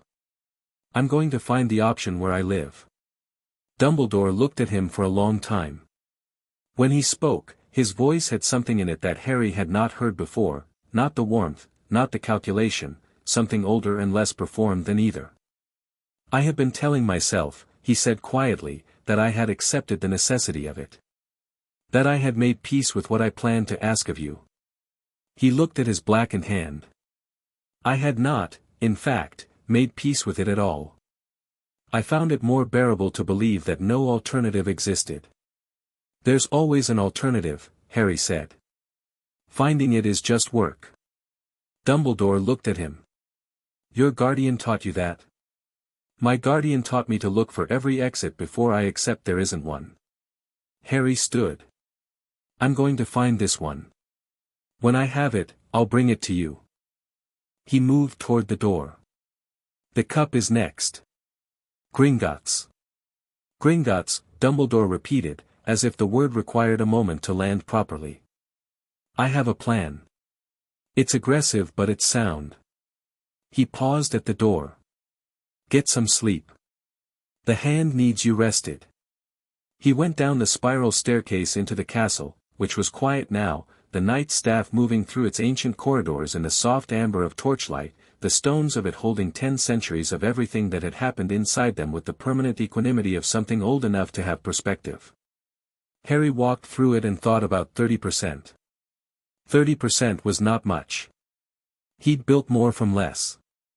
He'd been building this entire plan from fragments and inference and the careful architecture of partial information since he was 9 years old, and 30% was just work, just the next problem to be solved, just the next lock to be picked. He was going to solve it. He came back to the Gryffindor common room and sat by the fire, which was low and gold, and Hermione was there, because of course she'd known he was going to Dumbledore's office and she'd waited, with a book she hadn't been reading. She looked up when he came in. He told you, she said. Yes. And you told him you have a plan. The beginning of one. Hermione closed the book. Tell me, she said. All of it. Let me help close the 30%. Harry sat down across from her, and the fire crackled between them, and he told her everything. She listened without interrupting, which was a gift she gave only to things she was taking seriously. When he finished, she was quiet for a moment, and then she pulled out a notebook, and her pen was already moving, and she said, the resonance amplification.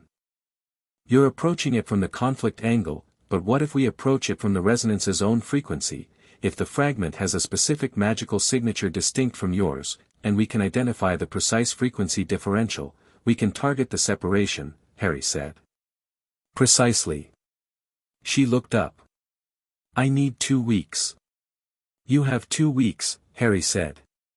She nodded and went back to writing. Harry leaned back in his chair and looked at the fire and listened to the scratch of her pen in the quiet Gryffindor common room, the castle settling around them in the deep night way it did, full of everything that had happened and everything that was going to happen. Outside, February sat on the grounds in frost and darkness, and somewhere in London, 11 Death Eaters were being processed into custody, and Bellatrix Lestrange was in a ministry holding cell waiting for order transport to Azkaban. And somewhere, not here, not tonight, Tom Riddle was thinking about the entrance hall of Hogwarts and the 17-year-old who had been inside his guard, which nobody had ever been, and thinking about what that meant. Harry hoped he was thinking very hard about it. Chapter 6, The Shape of a Choice March came in like it had something to prove. The snow that had held on through February finally gave up the lower grounds and retreated to the high ridgelines of the hills beyond the lake, and the first real light of an actual spring made the castle look different, less fortress, more home, the kind of distinction you only notice when the seasonal change tips the balance and the stone catches the light at a new angle. Harry noticed it on his morning run. He ran the perimeter every morning, same route, different pace, faster on the days when his mind needed to move, slower on the days when he needed to think. This morning was a thinking morning. He went around the lake at a pace that was barely faster than a walk and let his mind do what it needed to do. Hermione had delivered the theoretical framework 3 days ago. She'd been right about the frequency differential. The soul fragment in Harry had a distinct magical signature, a resonance that sat slightly off-pitch from his own in a way she'd identified using a modified detection charm she'd built herself from 3 separate theoretical sources. The frequency difference was consistent and measurable, which meant it was targetable. The separation mechanism she'd worked out was elegant in the way good solutions were always elegant, not complex, but precise, requiring a very specific quality of focused magical intention rather than brute force, and Harry had been testing it in private for 2 days with careful incremental trials that were showing exactly the results the theory predicted. The fragment responded to targeted resonance. When he pushed the frequency differential into active conflict using the focus technique, the fragment's attachment to his own magical signature loosened measurably. Not enough yet. The loosening was real but partial, like breaking a bone partway that needed to be broken fully before it could heal. He needed to push harder, which meant more complete commitment to the process, which meant accepting a window of genuine vulnerability that he'd been thinking about carefully. That was what the thinking morning was for. He came back from the run to find Slade sitting on the low stone wall outside the castle entrance. Not dramatically, not in any way that announced itself, just sitting there in a dark jacket with his forearms on his knees, looking at the grounds the way he looked at everything, cataloging and assessing, and Harry stopped when he saw him and then continued up the path without hurrying. "You could have sent a message," Harry said, sitting on the wall beside him. "I was in the area," Slade said. "You're never just in the area." "No," Slade agreed. "I heard about the attack. And Voldemort. Word travels. Your word travels faster than usual." He looked at Harry sideways. "You got inside his guard?" "Yes." Slade was quiet for a moment. "How close did it actually get?" Harry touched the left side of his shirt, where the scorch mark had been, where there was nothing now except regular fabric over regular ribs. "Close," he said. "Calculated." "Calculated," Slade repeated, and his tone had a specific quality Harry had heard exactly 3 times before, a flatness that was Slade's version of "I have something to say about this that I'm choosing the words for carefully." "It worked," Harry said. "It worked this time." "Yes. And next time?" "I'll calculate better." He looked at the lake. "You didn't come to talk about the attack." Slade looked at him. "No. The Horcrux. You heard about that too." "I heard enough to infer." Slade turned to look at the grounds properly, the full view, the lake and the hills and the old sky above it all. "You're working on a separation method. Almost finished. And the margin for error? Tight. Define tight." "The process requires committing fully to something with a specific vulnerability window." Harry was precise about it because Slade had always gotten precision and deserved it. During the separation attempt, my own magical field will be partially disrupted by the forced conflict. 30 seconds, maybe 40. During that window I can't cast effectively. During that window you're exposed. Yes. Which is why it needs controlled conditions. He paused. Which is why I need to think carefully about how we structure the final sequence. Slade looked at him for a long moment. The morning light was fully up now, doing something honest to the landscape, no shadows, no convenient obscurity, just the plain truth of it. Tell me the plan, Slade said. So Harry told him. The full sequence as he'd been developing it, the Horcrux hunt's remaining steps, Gringotts for the cup, then the problem of Nagini. The soul separation and what it would require. The final confrontation with Voldemort, which was not a confrontation in the traditional sense but a precision operation, each step creating the conditions for the next, designed to work even if specific components went wrong.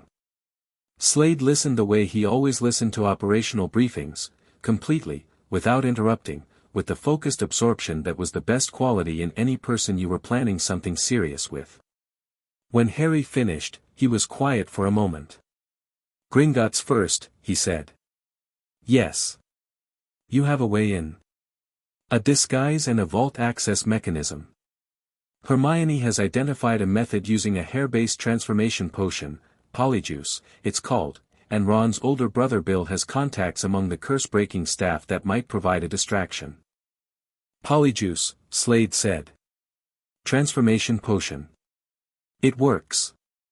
I've seen the results. He paused.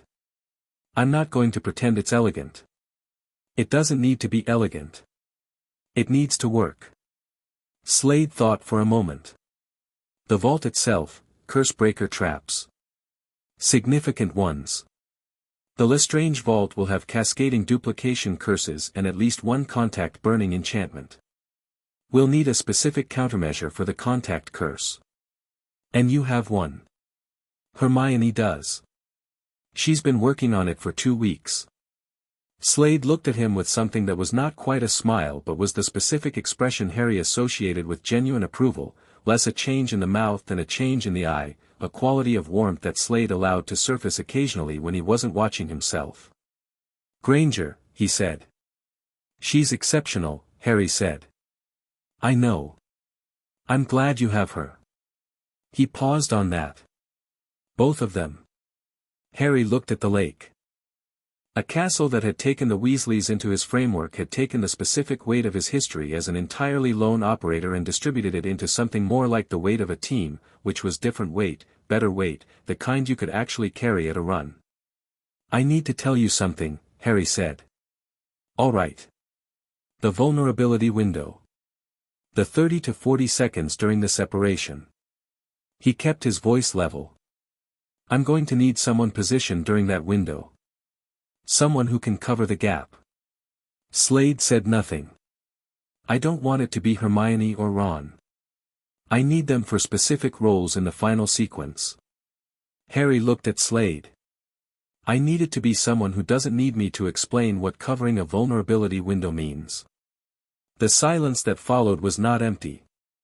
It had weight and texture, the kind of silence that holds a lot of things that don't need to be said because saying them would just be noise over the top of what was already understood. I'll be there, Slade said. Harry nodded. They sat on the wall in the March morning with the spring light doing its honest work on the landscape, and neither of them said anything else for a while, because nothing else needed saying. The plan for Gringotts came together over 2 weeks in the Room of Requirement, and it was, as Harry had told Slade, aggressive. The Polyjuice potion was Hermione's domain entirely. She brewed it with the focused efficiency she brought to any practical magical task, from a cauldron in the room's corner while simultaneously cross-referencing the Gringotts vault layout that she'd obtained from Bill Weasley through Ron, who had had a conversation with his brother that had been technically about career opportunities in curse-breaking and had extracted every piece of operationally relevant information Harry had flagged. Without Bill quite realizing, the conversation had a second purpose. The transformation target was a Death Eater named Corban Yaxley, who was named on the Ministry's Dark Arts Suspect list and who, more relevantly, had been inside the Lestrange vault twice in the past year according to records Bill's contact had access to. Yaxley had vault access. Harry was going to be Yaxley. Ron was going to walk him in as a prisoner. The Gringotts dynamic between Death Eaters and their Muggle-born prisoners was something Harry had observed in Dumbledore's memories and had provided the operational cover. Hermione would wait outside with the emergency extraction, which she'd objected to on the grounds that she had more relevant curse-breaking knowledge than Ron and Harry combined, and Harry had acknowledged that she was entirely right and had explained the role of emergency extraction being more valuable than in-vault backup in a scenario where the primary risk was magical alarm response. And Hermione had thought about it for 30 seconds and said, "I hate that you're correct," and agreed.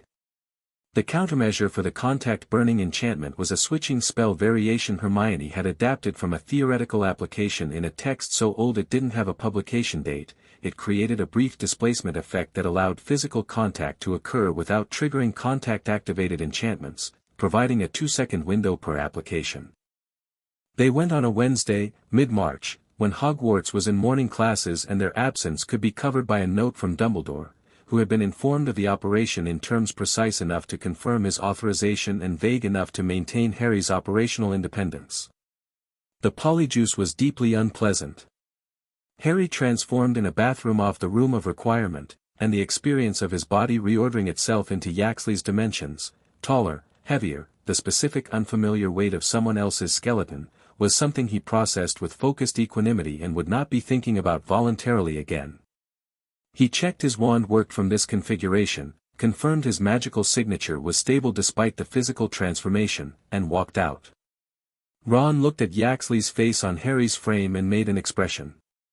"That's horrible," he said. "Noted," Harry said, in Yaxley's voice. "Ready?" They went to Gringotts. The bank was everything the descriptions had suggested, vast, white, staffed by goblins who moved through the marble halls with the brisk authority of people who had been managing other species' money for centuries and had developed a comprehensive contempt for everyone who came through the door as a consequence.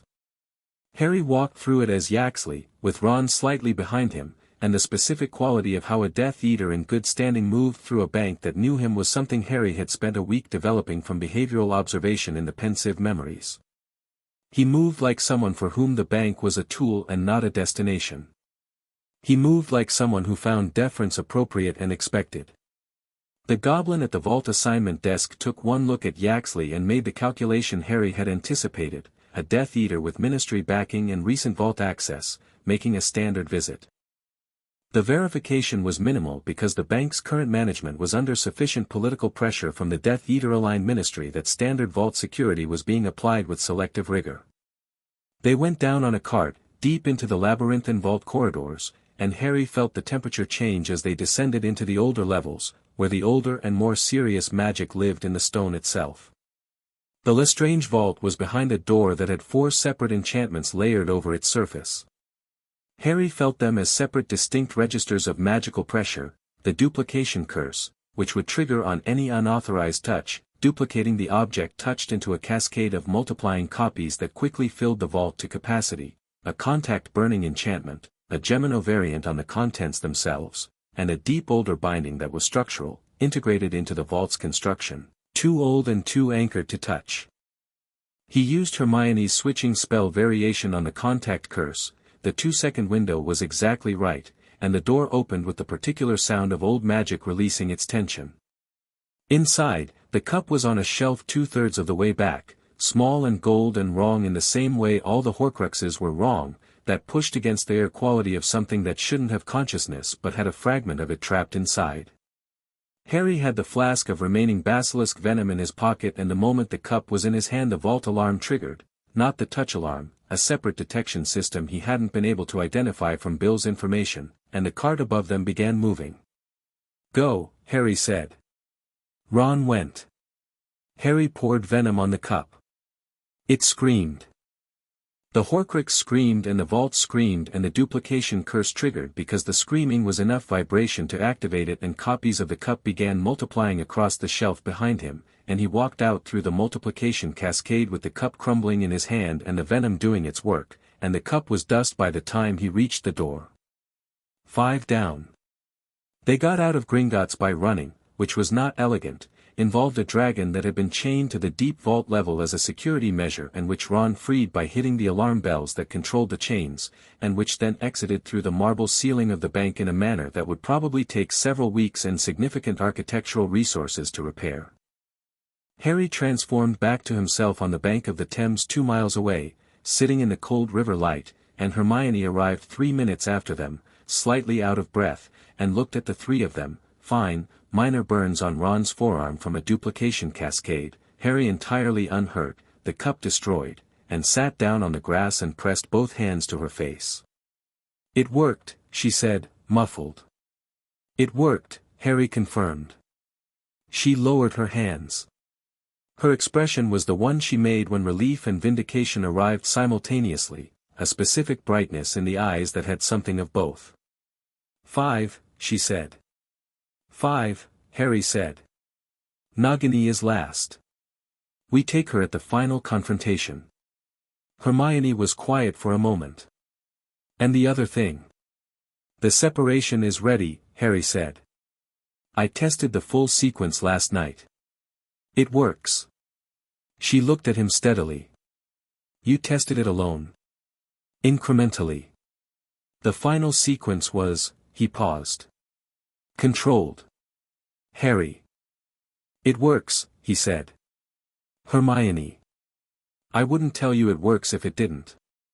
She held his gaze for a long moment with those sharp eyes that didn't let anything through unchecked, and then, slowly, with the particular quality of trust that was not given easily and was worth more for that, she nodded. "Tell me how it felt," she said. "From inside the process." So he told her, precisely and completely, because she needed the full picture to support the final execution, and because telling her was also its own kind of preparation, making the sequence real in the telling of it. Dumbledore called Harry to his office on the 1st of April. Not for a general meeting. The note that arrived at breakfast had a quality of specificity that told Harry this was different from their regular exchanges, and when he arrived up the spiral staircase he found the office slightly rearranged, the usual surface clutter organized in a way that suggested someone had tidied deliberately, which was a signal he recognized from Slade. "You tidied before an important conversation. You created space for what needed to be said." Dumbledore was standing at the window looking at the grounds, not seated, and he turned when Harry came in with an expression that Harry read in the first second and held with him for the rest of the conversation. The man was dying. Not today, not this month. The blackened hand had stabilized through Snape's work and through the modification Harry had passed along, which had bought time.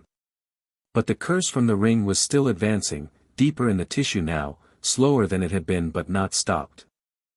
It was visible in the careful way he stood, the slight conservation of movement on his right side, the quality of someone managing something they can't eliminate, only slow. "Sit down, Harry," he said. Harry sat. Dumbledore turned from the window and sat across from him, and looked at him with eyes that had the multi-layered quality he always had and underneath that a simplicity that Harry had not seen in him before, the simplicity of someone who has stopped performing several things because the occasion has exceeded the use of performance. "I want to tell you some things," Dumbledore said, "that I should have told you earlier. Not because I was deceiving you, I think you know I've been as honest as my nature allows, but because I was operating from a model of you that was incorrect, and the things I held back were held back for a person who doesn't exist." Harry waited. "I held back the full truth of the Horcrux in you because I believed," Dumbledore said, "that you would need time to accept it. That the weight of it would require management. Distance. That a young person discovering they were meant to die for the solution of someone else's problem would need to be guided carefully toward acceptance." He looked at Harry with those honest eyes. "I didn't know that you had already found the answer I hadn't thought of. I didn't know that you would hear the weight of it and immediately begin building a door out. You also believed I'd need to be brought to sacrifice willingly," Harry said. "Which required not telling me I had an alternative until it was too late to pursue one." Dumbledore was quiet. "I'm not angry about it," Harry said. And he wasn't. He'd thought about this carefully, worked through what he actually felt versus what he might be expected to feel, and what he found was not anger. "Your plan was the best plan available to you with the model of me you had. If I'd been the person you expected, lost, unformed, reactive, it might have been the only plan. I should have tried to know you better, Dumbledore said. Before making decisions about what you could bear. Yes, Harry said. But you're knowing me now. That counts. Something moved across Dumbledore's face that was old and human and carried the weight of a life's worth of choices, the specific look of someone who has lived long enough and done enough to have genuine regrets that are large enough to leave marks. The prophecy, Harry said. Tell me the full version. Dumbledore looked at him. Then he stood, moved to a cabinet, and produced a small glowing orb that pulsed with a silver inner light. He set it on the desk between them and released it, and the voice that came out was a woman's voice, hoarse and strange with the quality of true prophecy, not performed, not chosen, something that had come through rather than from its speaker. The one with the power to vanquish the Dark Lord approaches, born to those who have thrice defied him, born as the 7th month dies, and the Dark Lord will mark him as his equal, but he will have power the Dark Lord knows not, and either must die at the hand of the other for neither can live while the other survives. The one with the power to vanquish the Dark Lord will be born as the 7th month dies. The orb went quiet. Harry sat with it. The power he knows not, Harry said. I have believed it to be love, Dumbledore said. The capacity for genuine human connection that Voldemort cannot form and therefore cannot model or defend against. That's part of it, Harry said. But love as an abstract isn't a tactical advantage. He looked at the orb. The power he doesn't know is that I was prepared for him. Not by destiny, by work. 17 years of knowing he was coming and doing something about it. He spent those same 17 years assuming I'd be exactly what I would have been without Slade. He paused. A scared kid with no preparation and a prophecy. Instead, Dumbledore said softly. Instead, Harry agreed. He stood.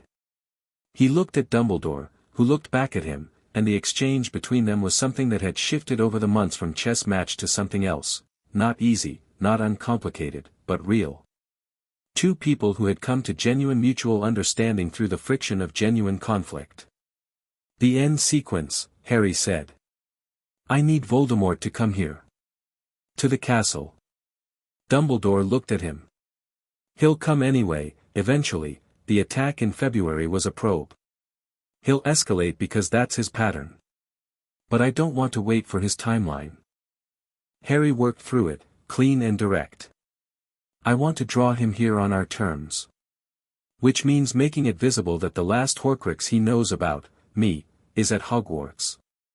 Which means making it visible that I know about the Horcruxes and have been destroying them. You want him to know. I want him to come to us with the intelligence that his Horcrux anchor is in the castle and that someone has been dismantling his immortality systematically. He'll come. Not because he's reckless, he isn't reckless, but because the strategic logic demands it. He can't let the Horcrux chain be completed without him present. He'll come in force, Dumbledore said. I know. Which means the castle needs to be ready. Harry looked at the headmaster. I need your help for that part. The staff, the order, the students who are trained. We need the castle prepared. The students, the ones who are trained will fight, Harry said. Not because I'm sending them to fight. Because they will choose to. I can't stop people from choosing. He held Dumbledore's eyes. I can make sure they're prepared enough that their choice doesn't cost them everything. Dumbledore looked at him for a long, searching moment. Then, with the particular quality of someone making a final commitment, tell me what you need. Harry told him. He told Slade that evening, at the Hogsmeade Inn where Slade had been for a week. The inn was empty at that hour except for a barkeeper who had developed a remarkable ability to find reasons to be in the back room when certain conversations were happening. Harry sat across from Slade with 2 untouched drinks between them and laid out the full final sequence with the completeness it deserved. Slade listened. He had the quality he always had during operational planning, a stillness that was not passive but the specific kind of active that was entirely internal, processing, building the picture, running the variables. When Harry finished, Slade said, "The vulnerability window during the separation. Talk me through your exact position." Harry did, precisely, including the specific magical disruption pattern and the types of threat it would leave him genuinely unable to respond to and the types it wouldn't. "I'll be at your 11, Slade said. "Not behind you. 11 o'clock, close range. His people will be in the castle." "I know. And Voldemort himself is your problem," Slade said flatly. "The separation is your work. What's around you during the window is mine." Harry looked at him. "You're not a wizard." "No. But the people he brings with him aren't going to be expecting a non-wizard." Slade picked up his drink for the first time. "Anything with a wand is going to be looking for threats with a wand. Anything without one is interesting." "Interesting is good," Harry said. "Interesting keeps the window clean." Harry looked at the untouched drink in front of him. "There's something I need to say." Slade set down his glass and gave him his full attention, which was the thing he'd always been reliable about. When Harry needed to say something real, Slade created the space for it completely. 10 years ago you made a decision on a rainy night on Privet Drive," Harry said, "and it was a decision you could have not made. You had every reasonable reason not to make it." He looked at Slade, direct and honest because they didn't do anything else with each other. "I want you to know I understand what it cost you. The years you put into this instead of whatever else you would have done. The work of it." He paused. "And I want you to know that whatever happens in that castle, however the final sequence runs, I'm coming out the other side. I'm choosing it. Not for the prophecy and not for the wizarding world." He met Slade's eye. "For myself. Because I have reasons to." Slade looked at him for a long moment. The eye that remained was steady and clear and carried everything it carried with its usual economy. Slade's interior life had always been densely populated and lightly signaled, and Harry had learned to read the signals as well as he'd learned to read anything. "You became something exceptional," Slade said. "I want you to know I know that. Not because of me, you became exceptional in spite of the process and because of what you are." He paused. "I want you to know I know the difference." "The process helped," Harry said.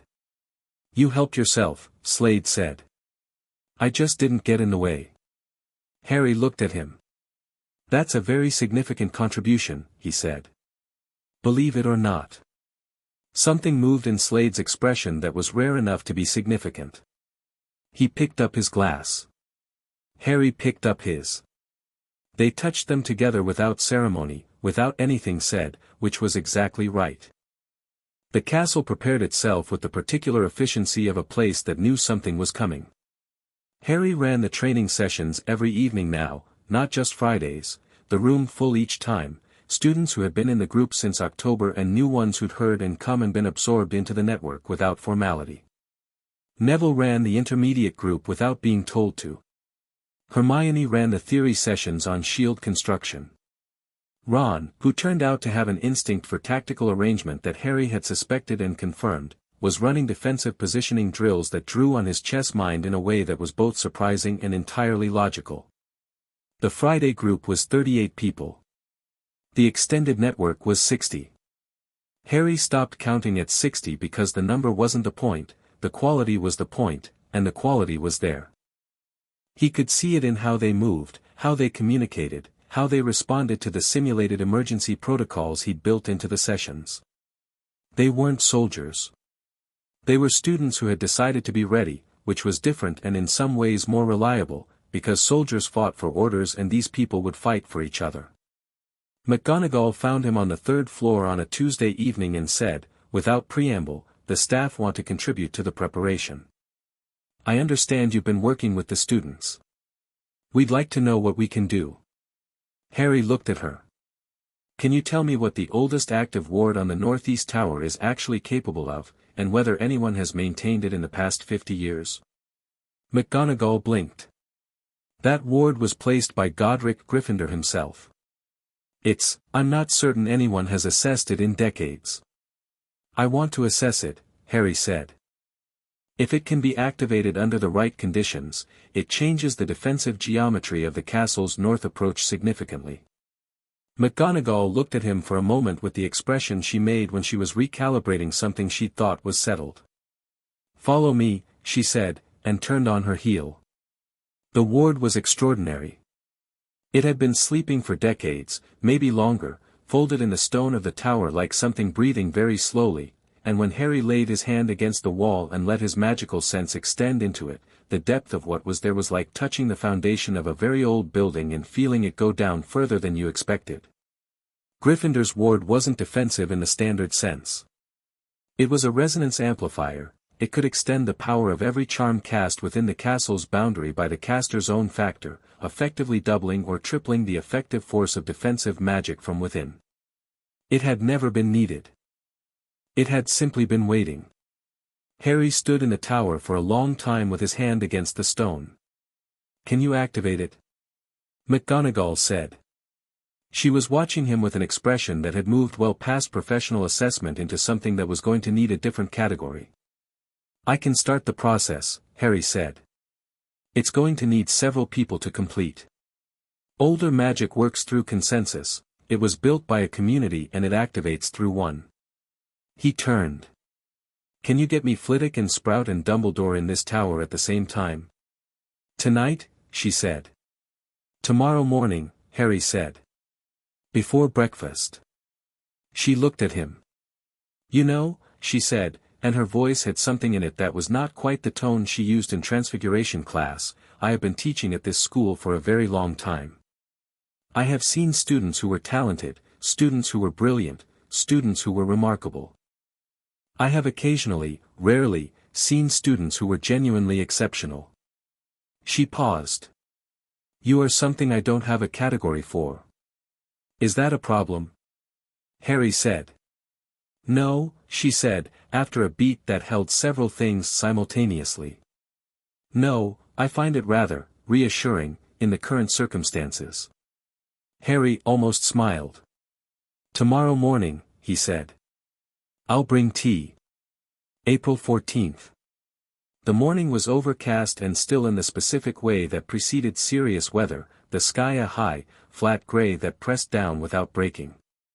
Harry was on the 7th floor when the wards, Godric Gryffindor's ward, activated 3 days ago through a ritual that had involved 4 people and considerable focused magical will and had left Harry's hands numb for 6 hours afterward, registered the approach. Not a human approach. The specific resonance of a mass of magical signatures moving from multiple directions toward the castle boundary, the pattern of a coordinated multi-point approach, the pattern of people who knew what they were targeting and had planned the approach in advance. Harry sent the coin message to Hermione, 3 taps. Castle boundary. Multiple approach.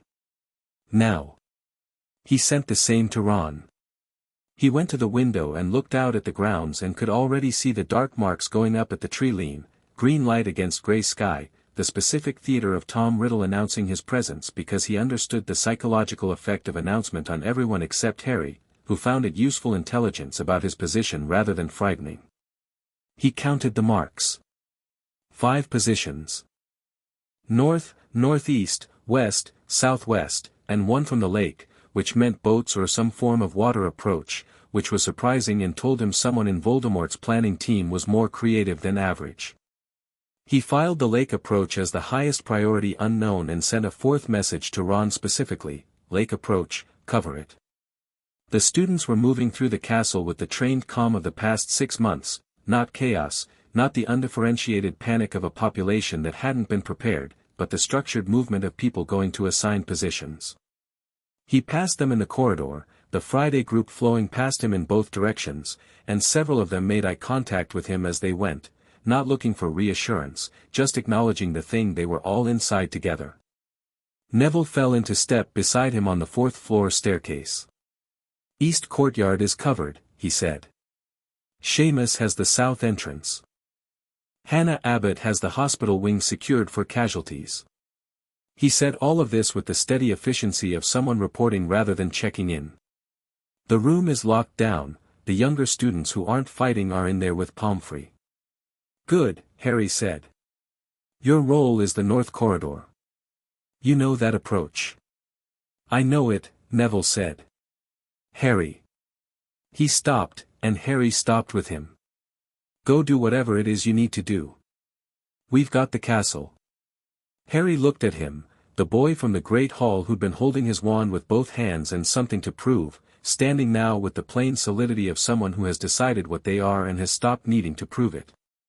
I know you have, Harry said. He left Neville on the staircase and moved toward the entrance hall. The castle was filled with the sound of battle from multiple directions before he reached the ground floor, the specific acoustic signature of magical combat, the crack and concussion of spells hitting stone, the counterpoint of shielding charms, the human sounds underneath all of it that Harry filtered to background because focusing on them would slow him down and he needed to be fast. Slade was in the entrance hall.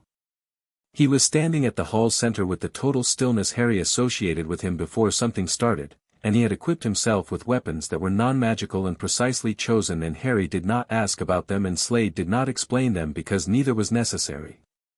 How many? Slade said. Voldemort at the north approach, Harry said. He knew it the way he knew his own heartbeat. The fragment in him had been vibrating since the dark marks appeared, the connection to Voldemort's presence like a compass needle pointing at true north. 50 or 60 total, different points of entry. His generals are spread. Bellatrix is in Azkaban, which removes his most dangerous independent operator. Yaxley is leading the northeast approach. He paused. He'll come in himself once the perimeter is established. He wants to be present for this. Let him come, Slade said. The outer door burst open and the first wave came through, not Death Eaters, inferi, animated corpses sent ahead as a clearing force, which was both dark magic and practical tactics, and told Harry Voldemort's planners had been thorough. Harry and Slade moved simultaneously, and the inferi were cleared in 2 minutes with a combination of fire-based transfiguration and the focused force that Harry had developed from his wandless work, and the entrance hall was defended again and nothing that had come through was still mobile. Hermione arrived through the side door with 4 others. She took position without instruction, knowing the hall's defensive geometry because Harry had explained it to her in October and she had an eidetic memory for things she'd filed as important. Then Voldemort walked through the door. He walked through it the way he'd walked through the door in February, not dramatically, just with the weight of someone for whom doors were a formality. He was alone, which Harry had predicted and which was the most dangerous thing about him, the absolute confidence that accompanies someone who genuinely believes they are the most dangerous thing in any room they enter. He looked at the hall. He looked at Slade, which produced a quality of assessment that was almost curious, a non-wizard in a position of apparent readiness, a category his model didn't contain. He looked at Harry. You drew me here, he said. You would have come anyway, Harry said. I just chose the timing.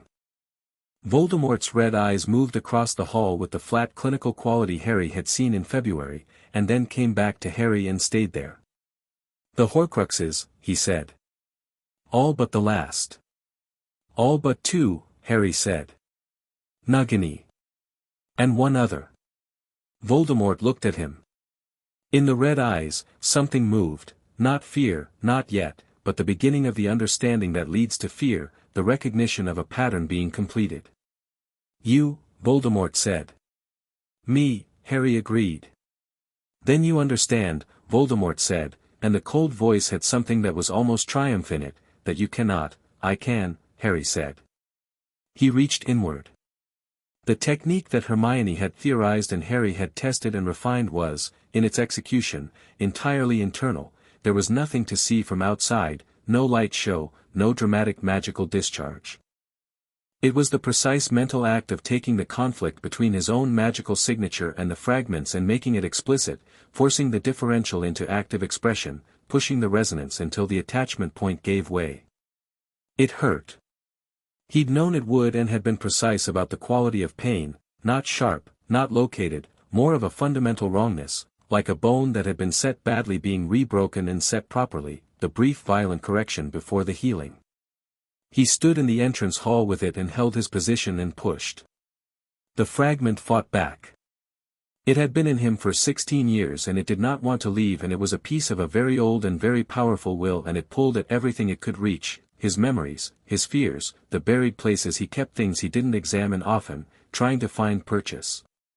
It found nothing it could use. Harry had spent 10 years knowing who he was. Not performing who he was, not being what circumstances required, actually knowing. The fragment searched for the uncertain places, the unresolved places, the dark corners that could be turned against their owner, and Harry's interior was not a place with many dark corners because he had always been rigorous about examining things clearly. The fragment detached. He felt it go, the severance, the sudden absence of 16 years of not quite belonging weighed in the deepest part of his magical self, and the feeling was not loss, it was a door opening.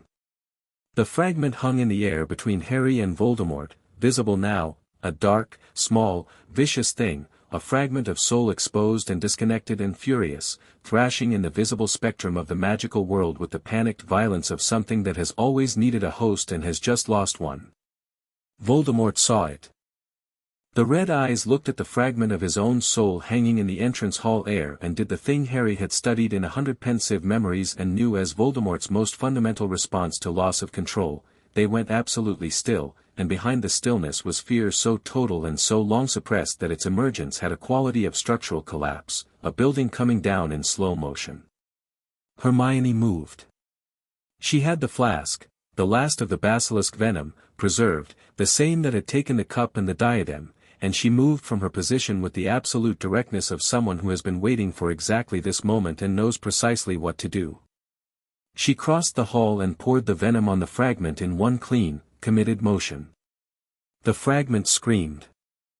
Not the localized scream of the locket or the cup, this was larger, this was connected to the primary source, and Voldemort made a sound that Harry had never heard from a human being, a sound that was not pain in any standard sense but the raw, existential shock of something fundamental being removed from you. The fragment dissolved in a cascade of dark light, the venom's work running through it with the inexorable certainty of something that only goes one direction. Then it was gone. The hall was quiet except for the sounds of battle from elsewhere in the castle, which had a quality of lessening. News of what was happening at the center was moving outward through the Death Eater ranks with the particular speed that bad news moves when the source of a collective will is compromised. Voldemort stood in the entrance hall with 70 years of self-constructed identity resting on a foundation that had just lost one of its last pillars, and he looked at Harry, and Harry looked back at him. "One left," Harry said. "Nagini."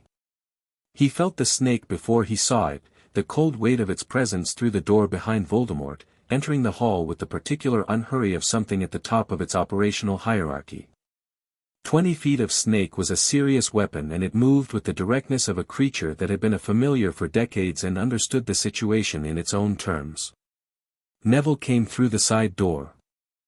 Harry didn't know how he'd known to come, whether he'd been watching the approach or responding to some instinct, but Neville Longbottom came through the side door of the entrance hall with the drawn sword from the case Harry had mounted on the Room of Requirements wall 6 months ago, the one that had appeared when Harry first asked the room for training equipment and that had been there ever since, gleaming quietly in its case through every Friday session. The sword was Gryffindor's sword. Harry had known what it was since September and had left it on the wall without comment, waiting, because the thing about excellent weapons is that they find the right hand eventually. Neville cut Nagini's head off with a single clean strike. The snake's body went through its death throes and stilled.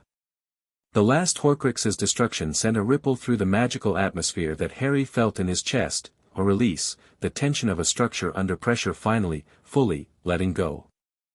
Voldemort felt it too. He stood in the entrance hall, mortal for the first time in decades, and looked at Harry, and the look contained everything that the red eyes were capable of containing, the intelligence, the calculation, the old fear that was now a different quality of fear, no longer abstract but immediate and real and grounded in a body that could be killed by ordinary means. Harry raised his wand. "Tom," he said. Not with contempt and not with drama. Just the name, plain and direct, because Tom Riddle had gone to tremendous lengths to distance himself from a name that represented the ordinary human he'd always been terrified of being, and Harry intended to close that distance completely. Voldemort cast the killing curse. Harry cast the disarming charm. The spells met in the air between them with the specific force of two powerful magical wills making direct contact, and the killing curse had more raw power behind it and the disarming charm had more precision, and Voldemort had immortality to lose and Harry had reasons to live, and those last two things were not equal. The spells collided and for a long, suspended moment the contest was balanced, green and red meeting in the center of the entrance hall with a light that threw hard shadows and lit every face in the room, and then the balance tipped. The killing curse fractured and turned. Not back toward Voldemort. Harry had enough precision for that to be a choice, and the choice he made was to let it fracture into the floor, into the stone, into the ground where it expended itself harmlessly in a crack of dark energy that left scorch marks on the flagstones and nothing else. Voldemort's wand flew from his hand. He stood without it in the entrance hall, mortal, wandless, faced with a 17-year-old who had been preparing for him specifically for 10 years and who had chosen, in the last moment, not to kill him. The silence that followed had a quality Harry would think about for a long time after. Not triumph and not relief, something more fundamental than either, the specific silence of something ending in something else not yet defined beginning. "It's over," Harry said. "Everything you built is gone. Your anchors are gone. Your generals are gone or taken. Your ideology doesn't survive contact with the reality of what people will do to defend each other." He held Voldemort's red eyes, which were, for the first time in Harry's experience of them, just eyes. Still cold, still old, still complicated, but no longer something past the end of the human, just eyes looking out of a face. "You can choose what happens next. I'd like you to choose to surrender." "Choose," Voldemort said, and the word was almost disbelieving. "I was taught," Harry said, "that the most important thing anyone can do is choose. What they become, what they do with what they are. It's a choice." He lowered his wand slightly, not entirely, but enough to communicate clearly what he was communicating. "Make one." Tom Riddle looked at Harry Potter in the entrance hall of Hogwarts, and something crossed his face that was genuinely hard to read, that traveled through several states, arrogance, rage, and something that had no good name. That was the expression a person makes when they have spent their entire life outrunning a particular understanding and the understanding has caught up with them at last. He lowered himself to his knees. Not grandly. Not dramatically. Just a person making a choice, placing themselves on the ground in the most basic acknowledgement that the contest was finished. Dumbledore came through the great oak doors. He looked at the entrance hall, at Tom Riddle kneeling on the floor, at Nagini's body, at the scorch marks on the flagstones, at Harry standing in the center of it with his wand still in his hand, and he stood very still for a moment. Then he looked at Harry, and the look held everything they'd exchanged in 10 months of genuine collision, the chess game, the conflict, the gradual honest understanding, the weight that had been between them from the beginning, and all of it resolved, in that look, into something cleaner and simpler. "Well done," Dumbledore said. Harry put his wand away. Slade was at the castle gate at midnight. The battle had been over for hours. The Death Eaters who had surrendered were in Ministry custody, not Umbridge's ministry, a ministry that had, in the aftermath of Voldemort's arrival at Hogwarts and everything that followed, undergone the kind of rapid reorganization that happens when the denial structure collapses completely and the people who've been waiting to act finally have the space to act. The students who had been in the hospital wing were mostly fine. 2 injuries that were serious and would take time. Nothing irreversible. Harry walked down to the gate alone, in the quiet of the grounds, and Slade was there with the same quality he'd always had, present, attentive, not requiring the moment to be more than it was. "It worked," Harry said. "I know," Slade said. "I was inside for most of it." The lake approach. Handled. He said it with the economy that meant a great deal had happened and none of it needed elaboration. Harry stood at the gate and looked at the castle behind him, lit in every window, the sounds of its recovery audible even from here, voices, movement, the particular sound of a place that has held and is now exhaling. "What happens now?" Slade said. "Messy," Harry said. "The wizarding world is going to be messy for a long time. The Ministry needs rebuilding. Voldemort's network needs dismantling. There are embedded people at every level who are going to require careful extraction. He paused. Dumbledore's going to die. Not soon, but the Hand, he has maybe a year, maybe less. That transition is going to need managing. And you? NEWTS first, Harry said, and there was something in his voice that was the particular kind of dry that only arrives when you've genuinely earned the right to find the ordinary things funny. Then we'll see. Slade looked at him for a moment. The separation. How do you feel? Harry thought about how to answer that. He'd been sitting with the question all evening, turning it over, the absence of the fragment, which he'd been aware of his whole life without knowing what it was, and the quality of his own magical sense without it. Cleaner.